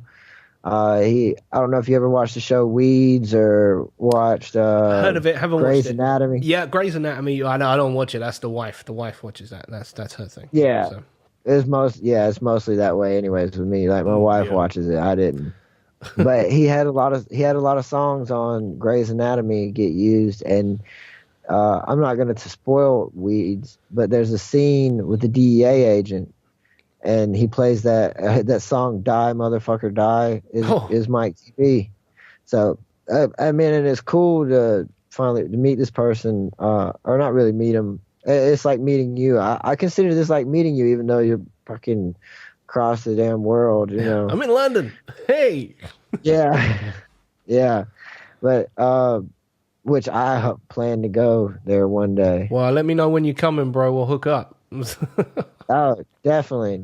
I mean, there's a lot of shit I plan to do. I feel like 2018, even though it's had a hell of a start, is going to be my year. You know, and you have to just keep thinking, because like I feel like when you're talking about you got the creator blues, I feel you, because I got to a point where I didn't want to write about other people, and because at first it was like a networking thing, like, oh, I'll write you an article, you give me a shout out. And I want to say one thing about the guy that gave you the shout out. Did you ask for the shout out? Truth be told, I asked for it a while ago, but it never materialized in the it never materialized when I asked for it. It materialized later on. So I was like, said it, forgot about it, got it, boom. Do you know what I mean? You know, yeah. It's like, well, in that aspect, like, I'm not knocking the guy. He gave you the shout out at least, and you got the viewership you got from it and everything. But still, like, if he gave you a shout out, maybe he could help you with a connection. I get to go fish for your own fucking guest, because I have to fish for guests, or I have to fish for interviews. But at the same time, some of the interviews I've gotten were through other interviews I've done. They helped me get to someone else to do an interview. You know what I'm saying? So at the same, it's all networking. Period. Yeah, you know? I think the reason why that, because there was a bit of a duality within me at that point, because there was a point of me that felt like I just got told off by my uncle, and then there was a part of me that was like, but then I know what I would do if somebody hit me up in the same way. I'm a very kind of giving kind of person. Do you know what I mean? I'm not very shielded in the sense of, like, you know, but then again, he's old school as well. It's like, you know, he came up and, you know, he came up with a struggle. Do you know what I'm saying? You know, and no one handed anything to him. And I can kind of understand that side as well, because how do you grow as a human being? You know, you grow by your mistakes. You grow by your, you know, the book of rules is based on a bunch of fuck ups. That's it. That's how you have a rule book, because people fucked up.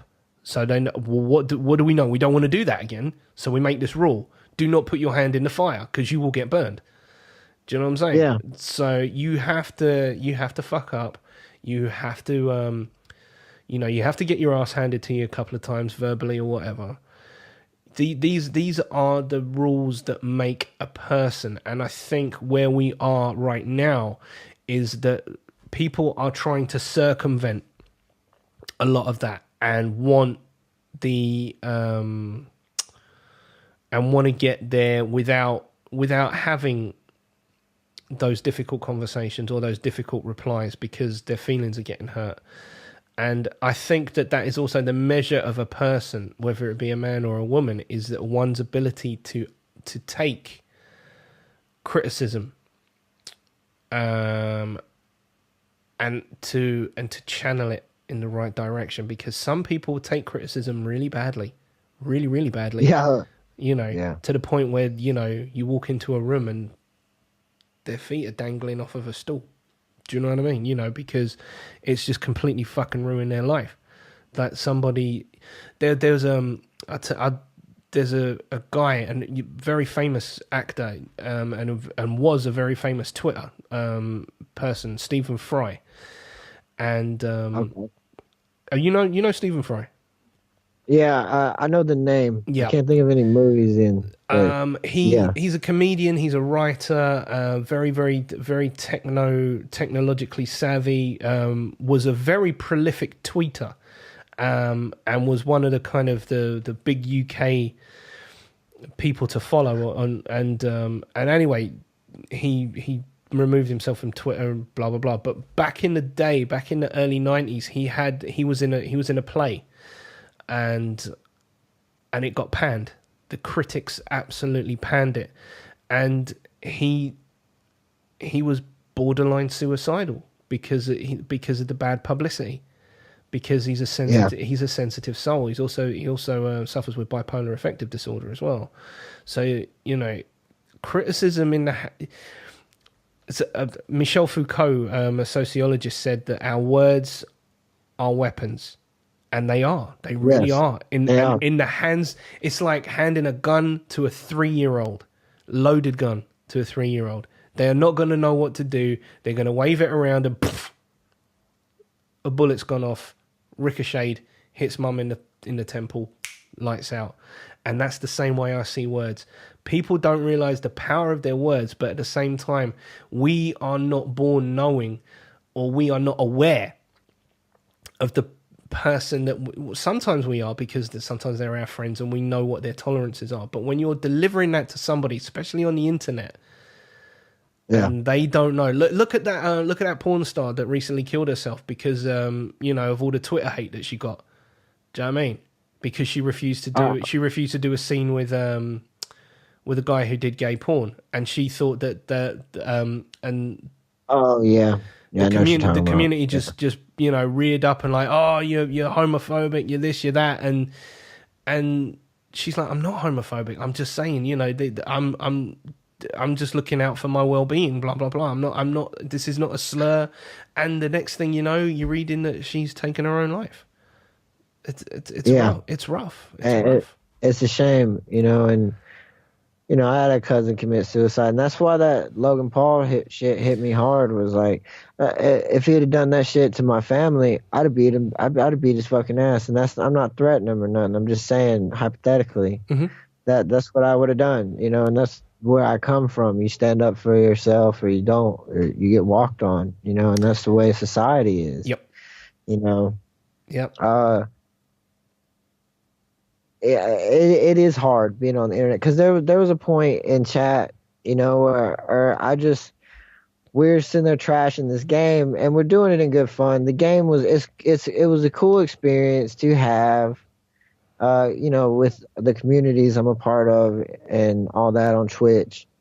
But at the same time, I stopped and looked at what we were saying, and I was like, man, we are fucking mean as fuck, And even like people coming in, they might not, like, we're saying the shit jokingly, but they might not get that we're joking. That to them it might actually hurt their feelings. And so I've got to where I don't censor myself, because I don't believe in that. But I do think before I speak now. Like, if I feel like that could be negative, or other people might not enjoy that, I just don't say it.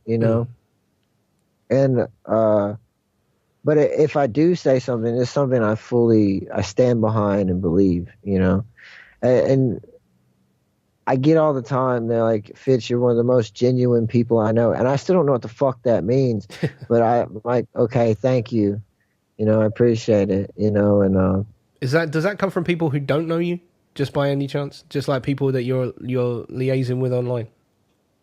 This is all people online. I mean, I can't say that they don't know me, because, they don't know who I am. They don't know my day to day. They don't know what I do, how I live, you know. But at the same time, these are people that I've talked to for now 2 years online, so I can't really say I don't know them. I don't know their day to day. And that's where the lines blur, is like, you don't know, but at the same time you do, Yeah, it's a very, very interesting crossover, because again, we were talking about with Facebook, more people on your Facebook than you do actually walking down the street.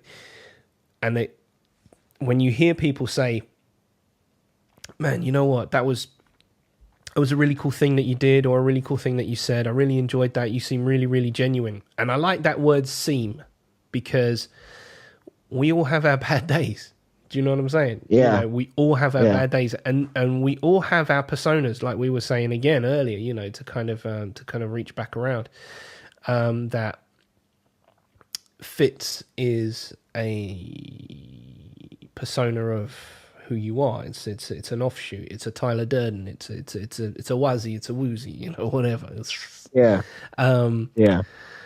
But at the same time, would Fitz be online if Fitz was having a bad day? Yeah, I would. Yeah. And how would Fitz be? Would Fitz be genuine, do you think?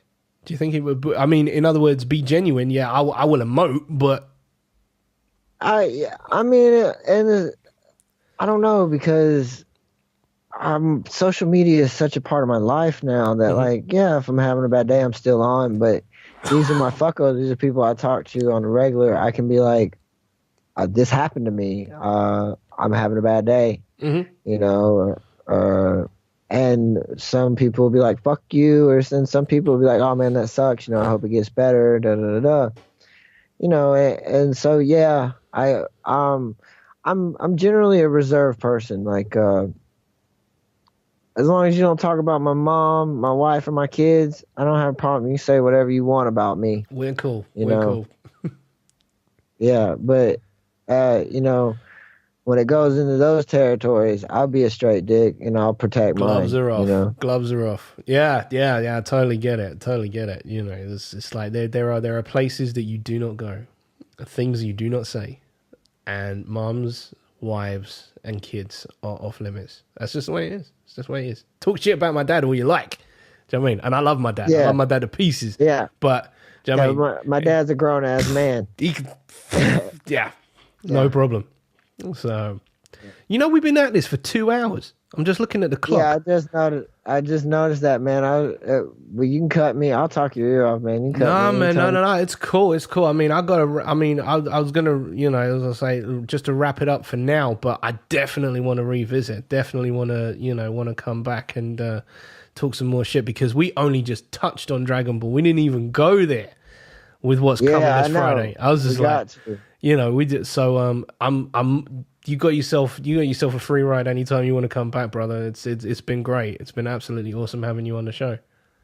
Well, thank you, man. Thank you for having me. I always appreciate anybody that has me on the show. Damn. Anytime, man. I'm free anytime. Like this right now. Christmas is out of the way. Oh, silly season. Yeah.